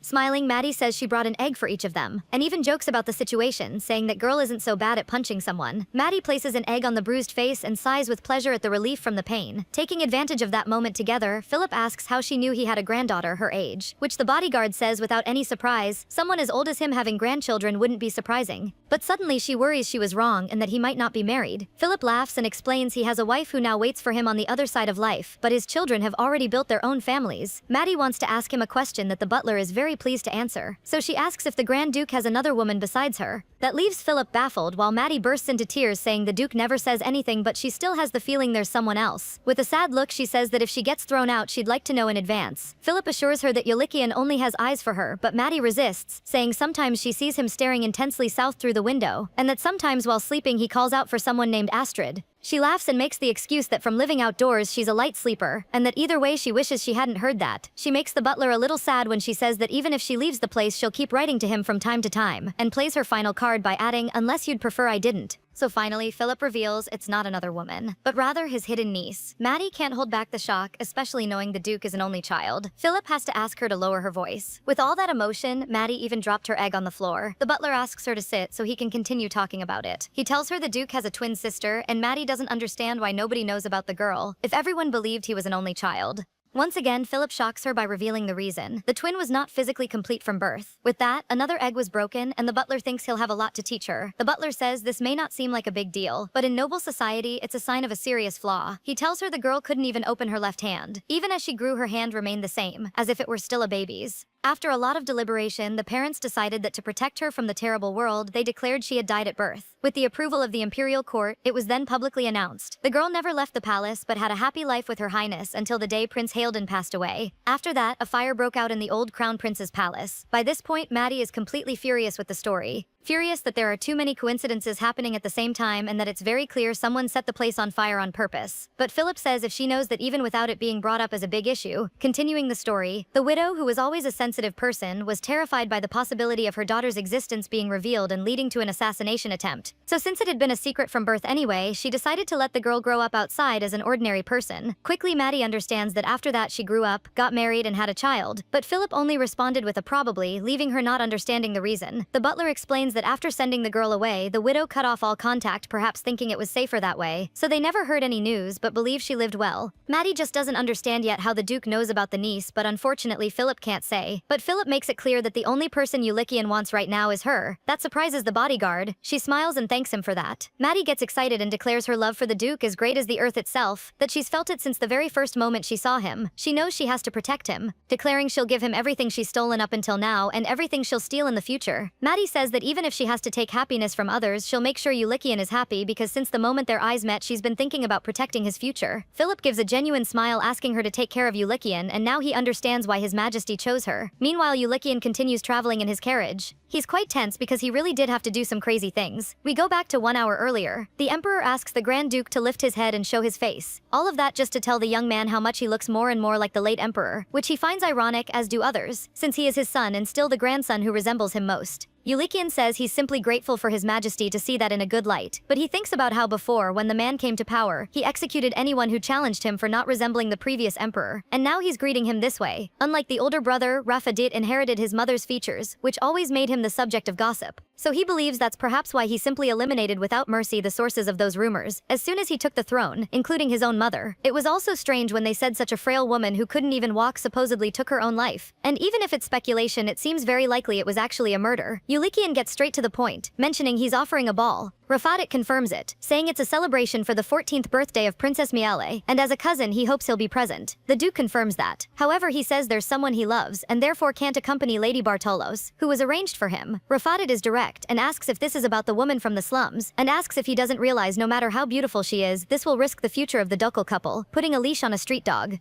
Ulikian defends that he intends to build a quiet life and a family without disgracing His Majesty's name, but the Emperor silences him, finding it ridiculous, questioning how he brought a wild animal home and still expects a peaceful life. Ulikian clenches his fists in fury, aware his uncle probably investigated the rumors about Maddie, but he didn't come there expecting this. But the Duke has a move to make, understanding that at that moment, the best answer is to be just as shameless as Maddie herself, and declares that no matter how much he understands, his heart won't change. Rafadit asks if he really doesn't understand what it means for a Duke to marry a woman with a reputation of unknown origin. Ulikian plays dumb, saying he loves her, and that if his father were alive he would have supported his son's love. The Duke fills the Emperor with declarations of love, saying how much he loves Maddie, how he can't be away from her, wanting her forever, wanting a family with children who look like her, wanting to grow old by her side. He says he loves her so many times that the Emperor has a meltdown. Rafadit says that whether what he says is true or not, he'll only decide at the right moment, but for now he wants him gone since he's tired of hearing all of it. His Majesty demands the guards remove him. Even so, Ulikian doesn't stop talking, comparing how even the Emperor loves his Empress, so surely he would understand his feelings, even if love is really difficult. With eyes full of tears, he demands permission to love her freely. Ulikian still can't believe what he's doing, but thanks to this the rumors will spread throughout the palace, and now all that's left is the ball. After announcing his arrival, he notices Maddie isn't there. Rayleigh appears out of nowhere saying the woman went out in the afternoon, which infuriates the Duke about not being informed. As for Maddie, she's back at that place since 3 days have passed, and she wants to know what was discovered about Count Montenezando, but right now Nox just wants to understand the reason for the disguise. So the sister tells him that the Duke thought he was her boyfriend, and so she decided to keep up appearances since it would be a hassle if the rumors came back. And well, Ulikian was already very upset. In a panic, the red-haired boy asks if she at least told him they were siblings, which Maddie denies, only leaving the boy desperate, trying to understand why she didn't do that. Maddie just says not to get upset. She already handled it so there won't be any rumors, which makes Nox think she really does have a boyfriend. Maddie denies it and explains she found out who was spreading the false rumors and dealt with it. The girl also thinks it's better for her fiancé not to know her love life isn't even complicated.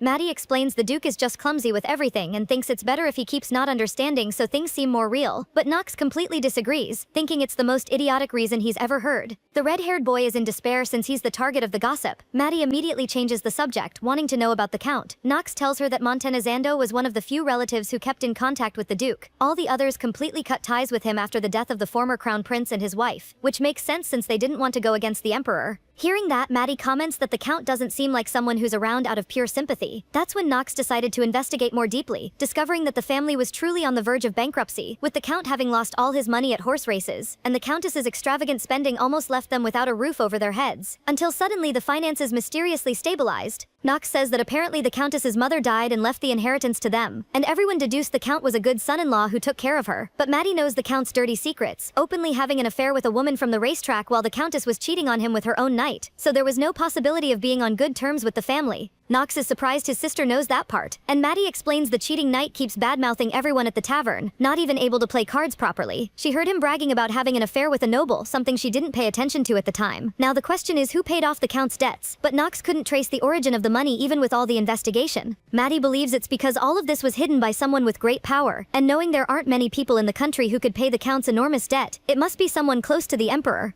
She intends to pressure the wife for her share of the money and do the same with the count separately, consequently making the emperor realize they're a lost cause and discard them. Without support, they won't have the power to oppose the marriage. With that, Maddie is going to start spreading rumors about the countess's affair. Nox is impressed she's going this far just to get permission for a marriage and believes she must love the duke. The bodyguard smiles and ironically agrees. Maddie has a new order for Nox to dress as an aristocrat from head to toe and go to the racetrack and start making money. She asks him to make sure the count notices his presence. And now Nox wants to know what to do when he takes the bait. Maddie explains he should become his friend and teach him some secrets for picking good horses, letting him win a few rounds and then introduce him to an underground high-stakes gambling game. With Nox's fear that the man simply won't accept, Maddie smiles, assuring him a compulsive gambler can never stop playing unless they cut off his hands. Nox smiles mischievously, remembering it's been a while since he last pulled a con on a noble. So 2 days pass and the day of the ball arrives. Shalomi is already at the palace entrance, desperately wanting to get in. She wonders if the duke as her partner will dare to leave without even greeting her. The girl is furious because besides the duke rudely rejecting the emperor's order, her brother lured her there, and he'll still be late because of work. Her hope is to find Eulikian so they can enter together. Shalomi looks for him until she notices his carriage, which excites her. But soon her last hope fades, because who steps out is Maddie, and of course Eulikian is there as her companion. The two take the opportunity to tease each other, Maddie saying she feels like running away right now, and Eulikian responding that if she does she'll become a wanted person across the country. Meanwhile, Shalomi stares at them in disbelief. That awakens her fury. She criticizes Maddie for arriving so extravagantly to the ball where the princess is the star, but she doesn't care much about that since her priority is to enter with the duke. So the countess calls the couple's attention, asking them to enter the palace together. Eulikian stares at her with contempt, asking if she was waiting for him there, which she shouldn't have been since he never agreed, and leaves her humiliated by saying Maddie is his companion. Shalomi shouts that the emperor himself ordered the two of them to enter together, but what she says is in vain.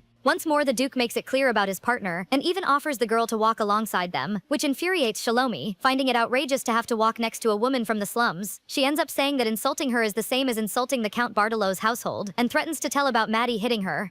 Hearing that, the silver-haired man smiles and says, "I am the Grand Duke and the only nephew of the Emperor. Do you think the daughter of a simple count can treat me rudely without consequences?" Eulikian turns around saying that if she doesn't want to disobey the Emperor's order, she should follow behind, because at least that much he'll allow. Shalomi is unsure and about to refuse that offer, until she looks back and realizes her little drama has quickly become gossip material. That only infuriates her. In the end, she accepts the offer to walk behind them. They then proceed to the entrance, handing over the invitation. The doorman with sharp eyes takes a good look and says, "Only people with an invitation may enter." Obviously, Eulikian won't allow that, saying the person by his side is his beloved. Finding it outrageous, she wouldn't have permission. Maddie tries to smooth things over, saying there's nothing to be done and she'll wait alone in the carriage. Without giving a chance, she turns and wishes him a wonderful evening. Shalomi watches all of this, and when Maddie passes by her side, she comments that this is a tough barrier of status to break. Maddie starts crying, and desperate, repeating everything the Countess just said. Maddie says the status barrier is between them and they love each other so much and she'll be there waiting for him even if he might abandon her. While Eulikian goes after her, saying he'd never abandon her no matter what, that they'd always be together forever, and even if she tried to run he'd go after her. As stated, the Duke really does catch her, stopping her escape.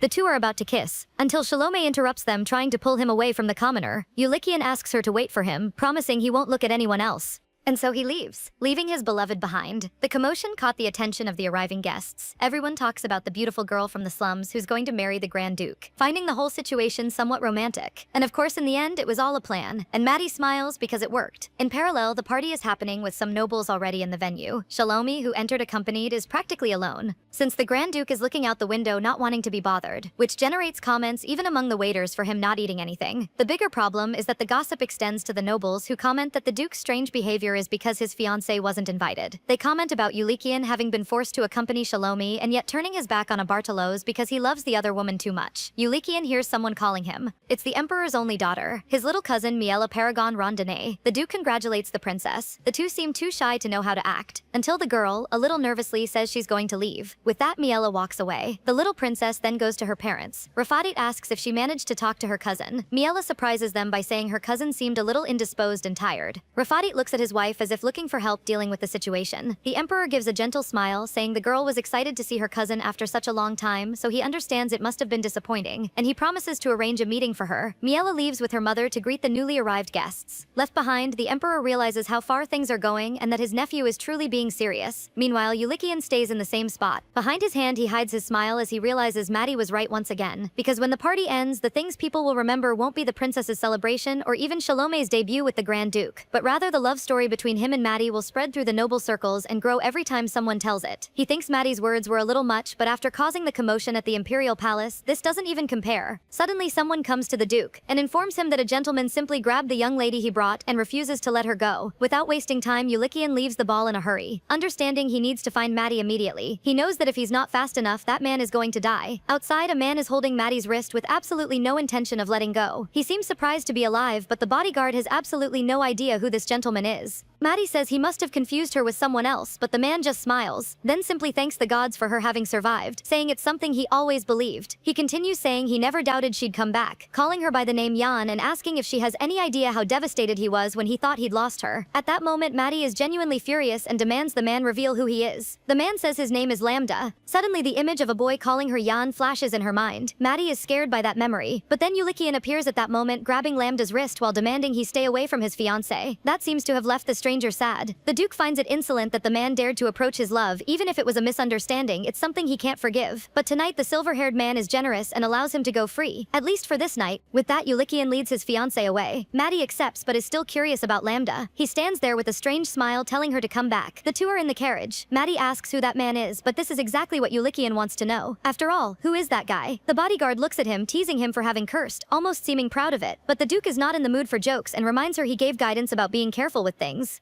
Maddie wants to clear this up immediately, swearing she has absolutely no idea who that guy is and she was just walking back to the carriage when she ran into him. However, for some reason he confused her with someone else and suddenly grabbed her arm. She then questions, what was I supposed to do? Throw him on the floor? I just played along. She says, judging by the fact that the man opened the carriage door and came in on his own, she doubts he's a noble. Maddie observes Ulikian's reaction while telling him this. She asks if he doesn't believe what she's saying. Ulikian asking if she ever told the truth, throwing in her face that she only lies and there's no reason to trust her. Maddie just laughs, accepting it as fair. So the two ignore each other, causing an awkward silence during the ride. Ulikian thinks about how many men his fiancée might have. This is a situation he simply can't do nothing about. And with that, he decides to start investigating Maddie's past. Meanwhile, Maddie thinks about the hypocrisy. The Duke has a hidden sister and secretly challenges him to see who's better at keeping secrets, ready to find out what he's hiding. So 1 week passes. With a new disguise, Maddie is once again checking on the progress of the Montanezendo case. Looking tired, Nox says he spent the whole day at the gambling house again. The red-haired boy says the man has no luck with cards, having lost his betting slip last time. He's not even joking. The man is that terrible. As for the knight who is the countess's lover, since the rumors spread quickly, he now laments knowing he can't transfer to another order and will probably be fired soon. Excitedly, Maddie says it's the right moment to cast the bait and thanks her brother for the good work, asking him to keep moving forward. Nox notices her disguising herself again and asks why, and the only thing the bodyguard responds is that she's handling something important for her love. The red-haired boy teases the way his sister said it. But changing the subject, Maddie asks if he knows a guy called Lambda, who looks a little like a snake, and tells him she met him at the Imperial Ball, and the guy acted like he knew her. Nox says if he knows her but she doesn't know him, there's only one answer. He thinks the man is probably part of Rondaina's Imperial Security Force, or some foreign police force. Maddie can't stop thinking about that man. Now disguised, she heads into the streets. However, that memory comes back, making her think something is coming back to her this time. But no matter how hard she tries to think about it, she simply doesn't know the man at all. For now, she considers it unimportant and prefers to focus on the work she has to do. Maddie focuses on her mission. Last time she was there, she had no time, so she didn't get to investigate properly. But when she was leaving, a child gave her bread. Noticing that hair and those eyes, there's no doubt whatsoever that Rondinez's blood runs through those veins. She says her beloved must have thought he'd hidden things well, but she apologizes since she simply can't let this go. Maddie investigated everything so thoroughly that she even knows what food the child eats, so it's only a matter of time before the child becomes a fatal weakness. She hates having to deal with annoying things like this, so she hopes that by resolving this early, she'll be forgiven. Maddie knows there's a snake hiding behind the mask of a friend. Crocton left the house of Astrid and found a man who was following him. He provided detailed information about the child's health condition and left with a hefty payment. Since the maid goes out every weekend, Maddie believes she's been selling information about Astrid's whereabouts every week.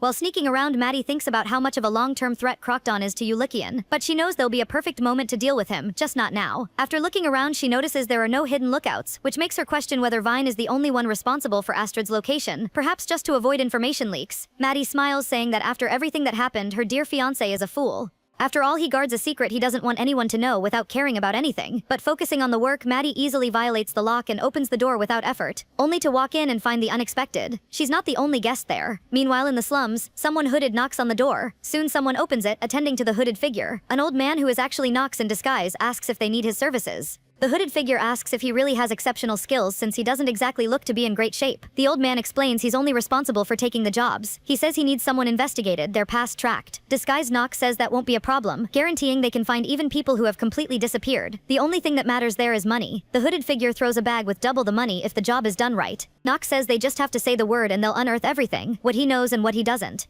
That's when the game flips, and the person to be investigated is Maddie, to find out everything about her past. Despite being nervous, Knox manages to keep his disguise well. Curious, he asks what connection the stranger has to Maddie, and that's when another surprise of the night arrives. Ulikian reveals himself. He explains that even though they're in love, he can't know anything about his fiancé's past, so he has no other option but to resort to this, and asks the gentleman to understand the situation. Knox, in complete shock, drops the coins, which makes the Duke ask if he's okay. The red-haired man in disguise, despite being nervous, manages to reverse the situation, saying the young members of the organization will do their absolute best to find out. Knox explains that generous means she's resourceful, quick hands means she's agile, and drinks like a fish means she has a strong liver. What the red-haired man is trying to say is that Maddie might be a hidden gem, even if you have to dig very deep to reach it. He says he understands getting married isn't an easy decision, but it isn't. Kneeling, Knox asks if after knowing everything about her past he'd still get married. Ulikian, looking there, just thinks no idiot would miss this. He already figures out it's a man dressed as an old man, and that it's someone who knows Maddie, so keeping up appearances, he says they love each other very much. The Duke moves him by saying, "It's simply because I want to know the truth that Maddie doesn't tell me if she's in pain, I want to share it with her." Knox says he'll be blessed because there's no woman like her in this world. Even though he didn't say it in a good way, they should still get married. The red-haired boy also says, "Not that I personally would know if she's Maddie or some wild fish." Ulikian says that since the gentleman seems to know his fiancée, he asks him to keep this a secret, and if he needs more money, he'll pay more. Knox smiles at that, and promises to do so. The young old man explains he'll investigate everything he knows and doesn't know, and will return with a report. But the Duke warns there's no need since he'll be back in 10 days. Knox watches him leave, still a little emotional that this man is going to marry his sister. Before the Duke leaves, he says he knows Maddie better than anyone in this slum, and asks not to worry, guaranteeing he'll take care of everything. Away from him, Ulikian smiles, finding the man transparent and fun for someone who knows the bodyguard. While walking, he thinks about tonight Maddie also being out, so he wonders where she went and what she's doing this time. Well, she seems a little busy. Maddie fights the big guy and jokes about how strong he is. She's clinging to him like a snake, using her arms and legs to squeeze them, then throws him to the ground. Finally knocked out, she releases him. Maddie noticed that for a residential guard, the man is dressed suspiciously and moves with too much smoothness. She wipes her bruised face, grateful they heal quickly since she knows her fiancé would freak out if he saw her like this. Maddie wonders whether it was Crocton's doing or the one-eyed man's. After all, he took too long to talk even after being paid, which makes her think maybe they were planning something bigger. Maddie picks up the dagger, then asks the new guest how they dared to make a move before her, and says she's bothered by the internal conflict. With all her fury, Maddie throws the dagger, and gets disappointed that the second follower is even weaker than the first, when it should be the other way around, and that's truly frustrating.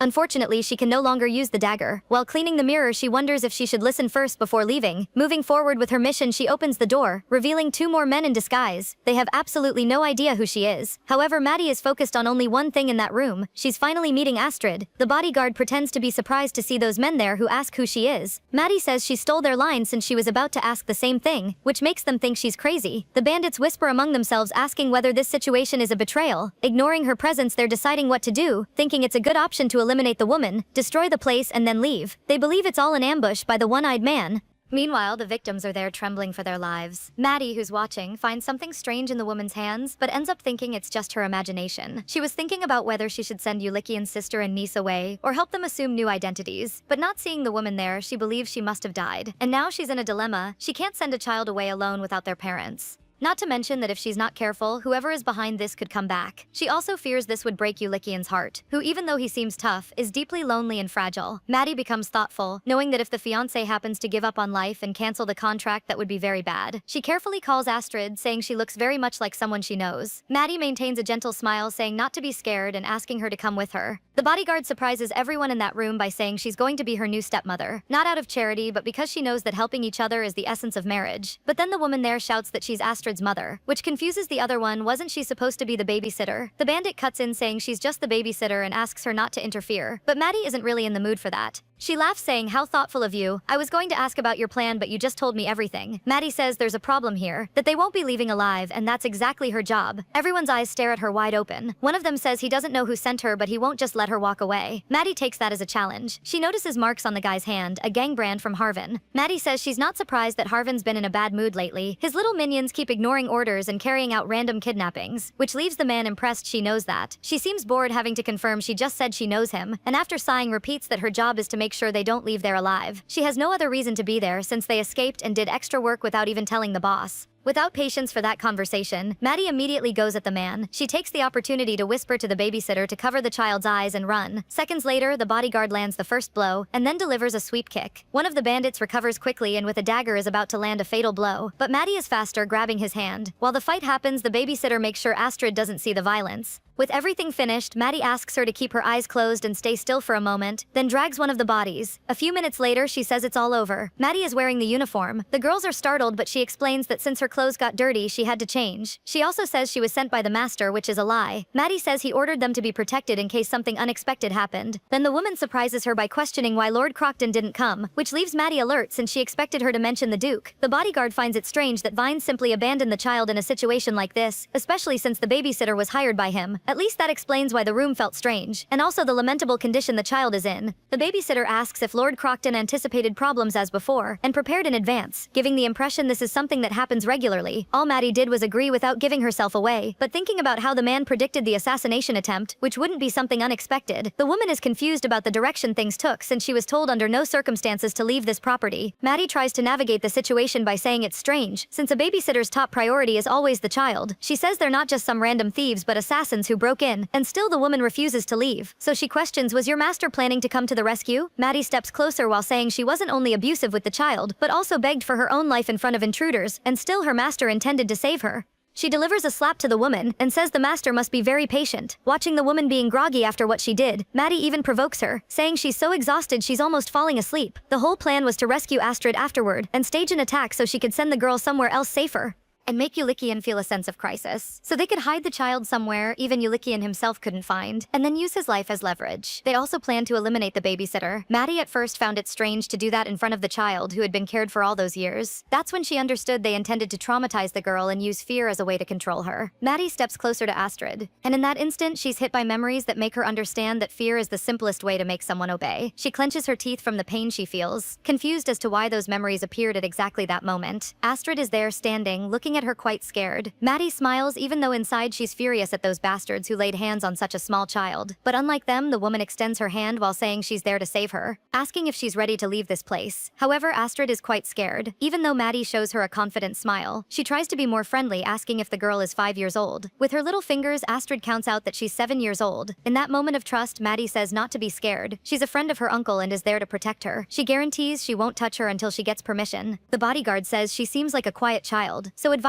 that if she doesn't want to talk, she can just nod, which Astrid understands perfectly. Maddie notices the many scars on the palms of her hands and even on her calves, and how she's freezing in those thin clothes. With that, she asks if the babysitter did that. Since Astrid made no sign, she asks whether someone gave instructions not to answer about that. That's all Maddie needs, understanding the child's reaction perfectly. The woman tries something else. She asks if she wants to stay there until the babysitter wakes up or come with her and finish reading a fun storybook. Astrid looks like she's about to burst, and Maddie laughs because the girl is surprised she knows exactly what she was thinking. Maddie says she has superpowers, explaining that even without saying a word she can hear her heart, and her inner voice is incredibly loud. She tells the girl, "That's why when I heard you shout 'help me,' I appeared at your heart in a flash." Maddie invites the girl to go outside together for the first time in a long time. However, Astrid can only hear the voice of that man telling her to never go out, because the world must never know of her existence, and that's the only way to survive. That babysitter also once yelled at her not to look out the window, but now Maddie is saying not to be scared. Astrid thinks for a while, until confidently she extends her arms. Maddie hugs her emotionally, saying countless compliments to this beautiful creature. The bodyguard gives her confidence, saying she's very strong so she doesn't need to worry, then asks her to just hold on tight and trust. So Maddie promises she'll protect her from everything, while Astrid, frightened, discovers the new world. The woman looks at the niece, seeing her little eyes fill with emotion. She suggests the two of them play pretend. So we go to a luxury hotel in a very lively neighborhood. General Svitian is warmly welcomed to the place, and is told the requested clothes have already been placed in the room. He thanks them while offering some bills and gives instructions instructions that he won't need breakfast the next morning, and would like to rest in peace alone. The receptionist understands the message well. Alone, the general lets out a sigh of relief, then pulls off the wig, revealing it's just Nox in disguise. At least Count Montanezando finally took the bait. Nox pretended to accidentally drop his betting slip and handed it over. When the Count appeared at the racetrack for a whole week, he was uneasy. Then with his appearance on the track that day, he was so happy he almost hugged and spun him around in circles. That's when Nox stepped up, giving tips on betting and winning at least 1,000 dillons.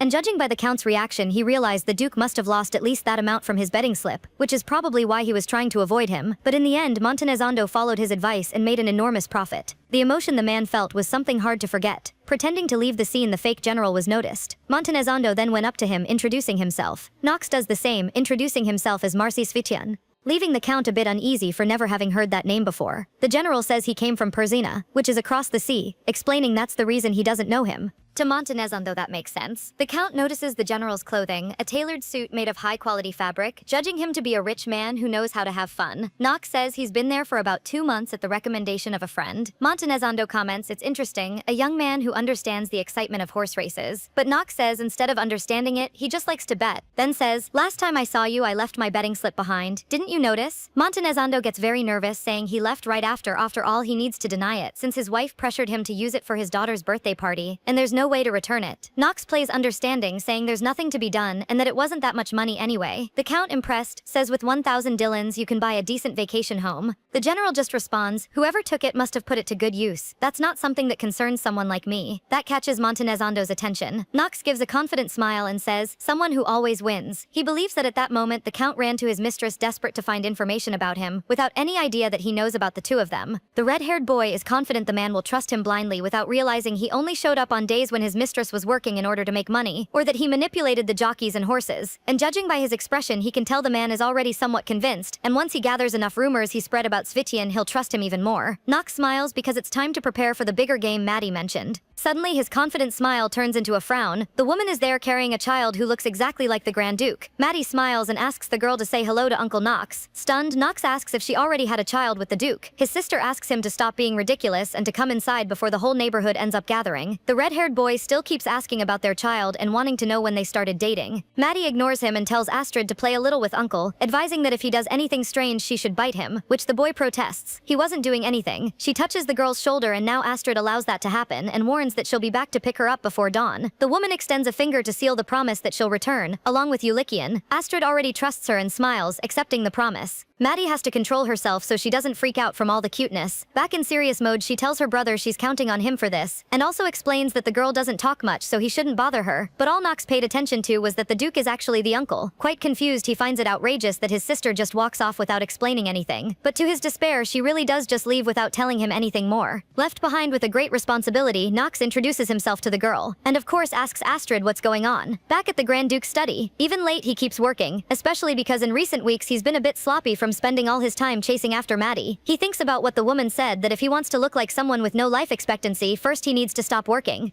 And if he wants to be a true scoundrel, letting the city residents go hungry is the way. That makes him remember the conversation with his father, who told him they weren't born into royalty just because they did something good, but to do good, and having to take responsibility for many lives, which the little worried Ulikian thought was too much since carrying a dog is already a heavy task. That's when the prince says life is heavy. He asks the boy to tell him what his job is, to which Ulikian just answers that he's the crown prince, even though he's unsure whether that's really it. His father then carries him, confirming it because he was named as such. And together with the emperor they carry the weight of the country, having the duty to protect others and share happiness. Ulikian is impressed by that duty. Smiling, the crown prince confirms that's what they must do. After all, it's the right thing. The memory ends and tired Ulikian thinks how it seems like another sleepless night, and to let himself get carried away by thoughts even if they're not that important, imagining the many times Maddie was there. But right now, besides himself, the room is empty, so there's no way to sleep like this. Once again, his fiancée has been away from home for 3 days. At that moment, Philip comes into his room to inform him Maddie still hasn't returned. The butler even teases, keeping count of how many times the Duke has asked and says if he asks one more time, he'll reach 50. With tea in hand, he suggests leaving it for the night, since there's nothing urgent right now. Ulikian reveals he doesn't understand why his fiancée keeps going out without telling him a single word, which isn't a difficult thing to do. Then he remembers the first time she did that, and when she came back she said those things. The Duke still has no idea what she meant by I'll never leave and I'll always stay, finding it a bit confusing coming from her. Philip asks if he didn't see her last night, suggesting Maddie would want him to rest well. Yulikian knows she's smart and observant and that she'll notice he hasn't slept, but he thinks Maddie will never find out why he stayed up. He just wished his fake fiancé would notice that someone really cares about her. While heading to bed, Yulikian thinks that lately the woman has been disappearing right after breakfast and their morning walk, and it's been a while since the two have had a decent moment alone. And of course he's quite curious about what keeps her so busy. With those thoughts, the Duke closes his eyes to sleep. Suddenly he opens them again. Maddie is simply there by his side. Yulikian desperately grabs her hand, questioning whether she knows where she's putting her hands. Maddie looks at his exposed abdomen and asks if he really sleeps in pajamas like that, and even suggests putting it in the contract to do everything a married couple does. Immediately the Duke covers himself up, telling her to stop saying nonsense and go to her room. He asks if she even knows what time it is, complaining that she just showed up late without a word and then sneaked into his bed. Maddie provokes him. Wow, the way you said that, it sounds like if I had arrived earlier you would have done something. Suddenly the Duke starts sweating, leaving Maddie worried as she warns something bad is happening. He says he thinks he has arrhythmia, not understanding why his heart is beating so fast. Maddie looks more calm, asking how he can say that. After all, he's no Hercules or anything. She scolds him for diagnosing himself with a disease. Yulikian just corrects her that the pioneer of Western medicine is Hippocrates. Yulikian thinks he might just have post-traumatic stress symptoms from seeing Maddie eliminate someone, and that's why his heart races every time he sees her. The bodyguard snaps him out of his thoughts by saying it doesn't matter if it's impotence or whatever, she was talking about him, which sends the Duke into hysteria for bringing that word into the conversation. Maddie provokes him by asking why he's so upset, and even says, "Oh, is that why you shook the bed 4 times the other night? I think an empty cart makes more noise, right?" Yulikian can't even prove she's wrong, which frustrates him while Maddie keeps laughing at her own provocations. Still hysterical, the Duke asks her to stop, saying he's telling the truth and that if she really knew she'd be shocked and would even run away. But it's a fun night and the two are laughing about it. Yulikian thinks how ironic it is that after making him worry so much, all she does is joke around. Even so, he feels more at ease when with Maddie, having even ridiculous conversations. He thinks about how even when she acted like a thief, she never let herself be looked down on. Then that good moment simply ends when Maddie says she met his niece, making Yulikian immediately panic, his thoughts spinning around Astrid. Still shocked by that revelation, Yulikian asks her to repeat what she just said. Maddie never lost her confidence, so smiling she says she met Astrid, his weak point. She advises her client not to just leave weaknesses out in the open like that, or someone will notice and take advantage. Yulikian asks what she did, and the woman answers that she made sure nobody else could use it against him. In a panic without understanding her intentions, Yulikian asks if it's some kind of hobby digging up people's weaknesses just to use them later, something so low and dirty to do. Maddie isn't affected, still with the same confident smile, and says it would be so unfair since one knows dirty things about the other. After all, the Duke reported to the police about that dirty little job from the day they met. Agitated Yulikian says that was only in case she was thinking of running, and that she's been his weakness since the moment he made the marriage proposal in public.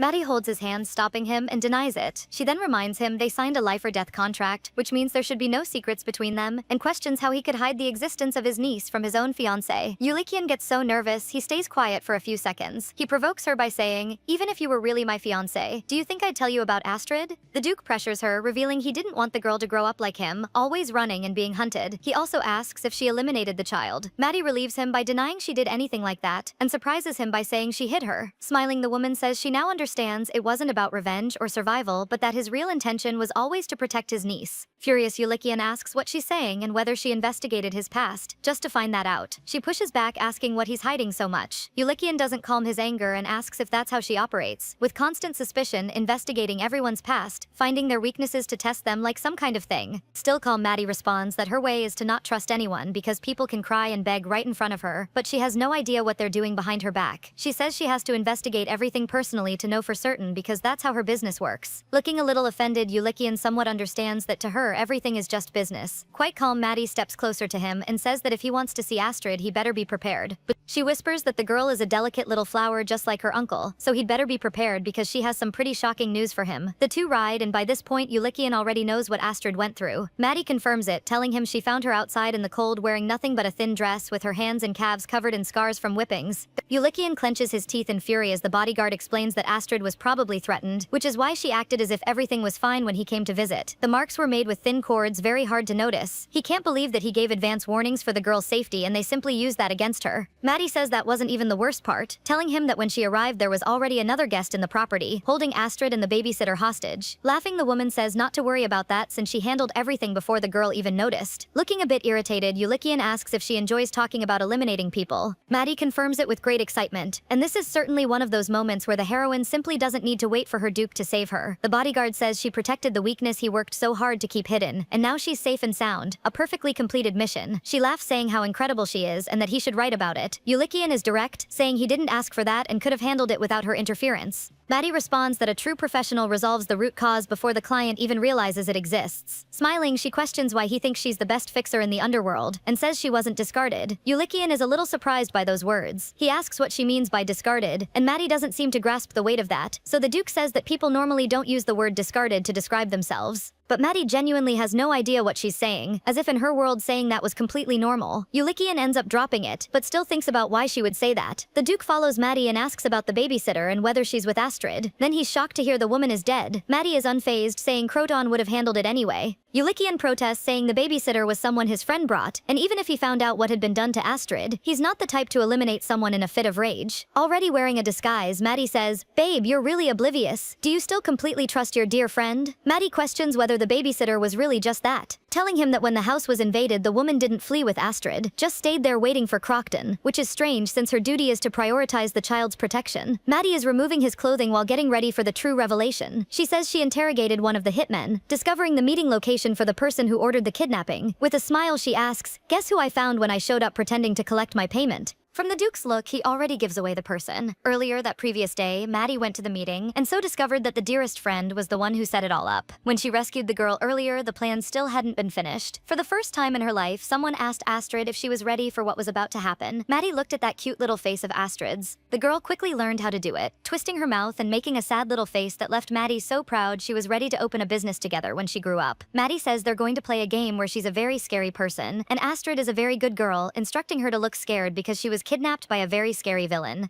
She also covers the girl's eyes, promising it won't be for long and asking her to count to 100 once she's alone, and promises she'll come pick her up soon. Then Maddie went to one of the kidnappers, demanding to know where she'd find the person behind the kidnapping to collect the rest of her payment, and he says it's on Calderon Street, 3rd Avenue. Soon the bodyguard arrives at the arranged place, both of them ready for a little game. As soon as she stepped close, Maddie demanded the rest of the payment. Now she's face to face with the man the babysitter mentioned. He had found a note demanding triple the amount to return the child and to show up at the new location. Vine asks who the person is. With a disguised voice, Maddie says she heard their boss ordered the elimination of anyone who accepted jobs without permission, and was told Crockton sent them. Crockton put it all together, asking if some punk then faked the boss's order, eliminated the assassins, and kidnapped Astrid to keep all the money. Vine already thinks about what to do, even though he doesn't like getting his hands stained with red liquid. He'll have to say the babysitter was eliminated as planned, and that Ulikian won't notice anyway. He doesn't care what they do with the money, he just wants to know if they finish the job right. Smiling, Maddie says some things happened, but she managed to bring the girl safely as instructed. Astrid keeps making a scared face. Maddie was worried about things since the girl doesn't talk much, but at least she has no easily visible injuries, which is a relief. The bodyguard puts her on the ground, and Astrid hears the voice of her Uncle Crockton calling her. While the man throws the bag of coins, the child runs into his arms. Staring at her, Vine asks why she's not picking up what was just thrown, questioning whether she won't check if it really has triple the amount she demanded. Maddie says she plans to check once he leaves, but decides to take a quick look. That's when Crockton draws his sword, trying to take advantage of the moment. At the sound of Maddie's scream, Astrid quickly removes her blindfold, puzzled that the game still isn't over. Seeing the body on the ground, the girl panics, and without understanding anything, Crockton tries to calm her down, saying he took care of the bad man. He soothes her, saying he punished the bad man and that he'll protect her. Vine asks if she understands what he's saying, and Astrid is completely terrified. The girl can't control her sadness, seeing her fallen on the ground lifeless. Then Crockton steps closer, ending the mystery by revealing it's not Maddie there. He finds that strange. Things got a little more complicated for him, but either way in the end, Ulikian's niece is completely in his hands. No witnesses were left behind. The knight had already planned to eliminate all the hired assassins after the job was done, so one more body is nothing on his list. Now he just needs to hide Astrid somewhere far away, and make up an excuse about a traitor among Ulikian's men who refuses to give her location. Vine smiles, believing his friend is now a puppet in his hands. After walking for a while, he finds some also hooded men, and tells Astrid they're going somewhere safe, so from now on she needs to behave and go with them. Crockton manipulates her, warning that if she removes the blindfold she won't be able to see her uncle. Then someone grabs Astrid's arm, dragging the small child. The men walk past Crockton while taking her away. Without understanding anything, Astrid is very scared. They soon arrive at the hiding place. The man simply tosses Astrid and tells her to stay there. Still unable to see, the girl follows the sound. The door is closed, and Astrid, trying to turn around, ends up falling to the ground in this abandoned place. The girl cries while trying to convince herself everything will be fine, just as Maddie promised. After all, that body on the floor wasn't even her. Remembering to count to 100, Astrid does that until she falls asleep. Suddenly, the girl wakes up in Nox's arms, startled, looking everywhere. The red-haired boy asks what's wrong and whether it's because of his sister. He asks her not to worry, that the woman always keeps her promises, but that's not what worries her. Suddenly, the door opens, drawing the attention of both of them. That gives Astrid a wonderful memory of when Maddie appeared out of nowhere and saved her again. Maddie walks in announcing she's back, and brought her uncle with her. With great joy, Astrid runs into his arms, throwing herself happily at him for having sent her her a hero, we're taken to a memory from 3 years ago. The carriage carrying the Duke is suddenly stopped by someone stepping in front of it. That already leaves Eulikian scared, wanting to understand why. The coachman just says a woman simply jumped in front of the carriage, which leaves the Duke genuinely worried. Suddenly the woman steps closer and through the window hands him a note. He takes it in alarm, thinking she might be a messenger from the Empire. It's a request from his sister asking him to help Astrid and explaining that the girl hasn't said a word since she saw her father die. In panic, Eulikian looks at the woman. That is his sister Lavidia. On the day the prince's palace caught fire, his twin sister disappeared without a trace. Many times he had asked his mother but never got answers, so logically he assumed his sister couldn't still be alive. Eulikian asks the coachman Kale to give him a moment alone. Emotionally, the Duke steps out of the carriage, asking his sister how she is and saying he really thought she was dead. He also asks why she never made contact and when she got married. Lavidia says nothing, just throws a child into his arms. Even as Eulikian shouts for her, the sister walks away. Still, Eulikian wants to know at least where she's staying and to know more about her husband's death. But Lavidia simply leaves without telling him anything. Eulikian finally gathers the courage to look at the child in his arms. Astrid has a vacant look no child her age should have. A few days later, after asking non-stop, he finally went back to find Lavidia, but it was already too late. It seemed like a robbery, but he asked himself who would bother doing that in a miserable shack on the outskirts of the slums. The Duke held the lifeless body of his sister, still unable to understand. She had simply shown up after all those years and then just left like that. He quickly imagined that Lavidia had known this would happen. That's why she left Astrid behind and disappeared as if she were a fugitive. Eulikian sheds tears imagining she did that so she could die alone, wanting to save her daughter. They held a small intimate funeral, and since she had already been declared dead, she couldn't simply be buried beside her parents. Astrid didn't cry once, didn't even smile, just ate enough to survive. And no matter which doctor was brought in, none of them could cure the inability to speak caused by witnessing her father's death. Eulikian couldn't look at Astrid since she looks exactly like her mother, and all he could think was that Lavidia died in his place, and the little one had her parents taken away because of him. At least that's how he feels. Eulikian tells his friend that his sister left in his place, and that if he had suddenly died, the nobles who supported him would have revolted. Crying, he says it was a warning to back away and give up on everything. Vine sees the pain in his friend's eyes and words. So Eulikian asked him to take care of Astrid, hiding her somewhere nobody could find her, giving her a good chance of survival. After that, he visited her several times. Astrid would just stare at him in silence without even showing a sign she was happy to see him. At first, he thought it was natural after everything the child had been through at such a young age. Looking at Maddie, Eulikian didn't know she could smile so beautifully. Astrid grew up while he stayed the same. Maddie notices how dirty the girl got from playing so much and is ready to give her a bath. But finally, Eulikian moves, saying he'll do it. But Maddie immediately says no, explaining that even though Astrid looks younger than her age, she's already 7, leaving the Duke confused by the refusal. The woman sighs, saying nobles are a pain with no sense at all. She says Astrid is big and questions what kind of uncle insists on bathing a big child. Maddie asks the girl if she doesn't want to be bathed by her uncle because it's weird, also asking who she wants to bathe with. She still plays with the girl, asking if the old uncle is boring or if he's a super powerful wizard. The girl happily throws herself into her arms, so Maddie ends the argument by saying he can't bathe the girl. Eulikian is confused because Maddie just dove into the wardrobe. Looking at him perplexed, Nox guarantees his sister is good with baths. The Duke looks at the red-haired boy, questioning his manners for calling him man, but suddenly he notices something. Nox was that little old man in disguise who attended him. But another revelation for Eulikian is that the man they said was Maddie's boyfriend was a lie. Nox panics again at that story, saying he feels like throwing up being mistaken for his sister's boyfriend. A thoughtful Eulikian realizes from Nox's reaction that the red-haired boy doesn't know about the contract, so at least he won't need to worry too much about what the red-haired boy thinks of their relationship. Nox says the man gets very dreamy thinking about his sister and wishes they'd be locked inside the Duke's property forever, but he also can't be completely at ease since it affects Maddie's future. Eulikian gives a reassuring smile, saying no matter Maddie's past, his feelings won't change. Even in a moment of panic, Nox is a little confused, trying to understand what the real problem is. The door opens, finally revealing Maddie has finished the bath. She draws the attention of the two boys. There's a problem here. The child in her hands is actually a boy. And yeah, honestly, I didn't expect to enjoy this story this much, but the dynamic between Maddie and Eulikian is just too good. Like, it starts off as this fake marriage, both of them clearly using each other, but you can already see those little moments slipping through. The way he gets flustered, the way she teases him but still protects him no matter what. It just feels natural, you know? And Maddie especially, she's not your typical female lead. She's chaotic, unpredictable, but at the same time super loyal in her own way. And somehow that makes the romance even better because you never really know when it's acting or when it's real. Personally, I loved how their relationship slowly builds on trust, even if both of them keep pretending it's all just part of the deal. Anyway, that's it for now. This recap covered up to chapter 29 of Don't Worry, We Both Agreed to This Fraudulent Marriage. If you guys want me to continue and make a part 2, let me know down in the comments. And don't forget to like the video and subscribe to the channel. It really helps a lot. Kisses and see you next time.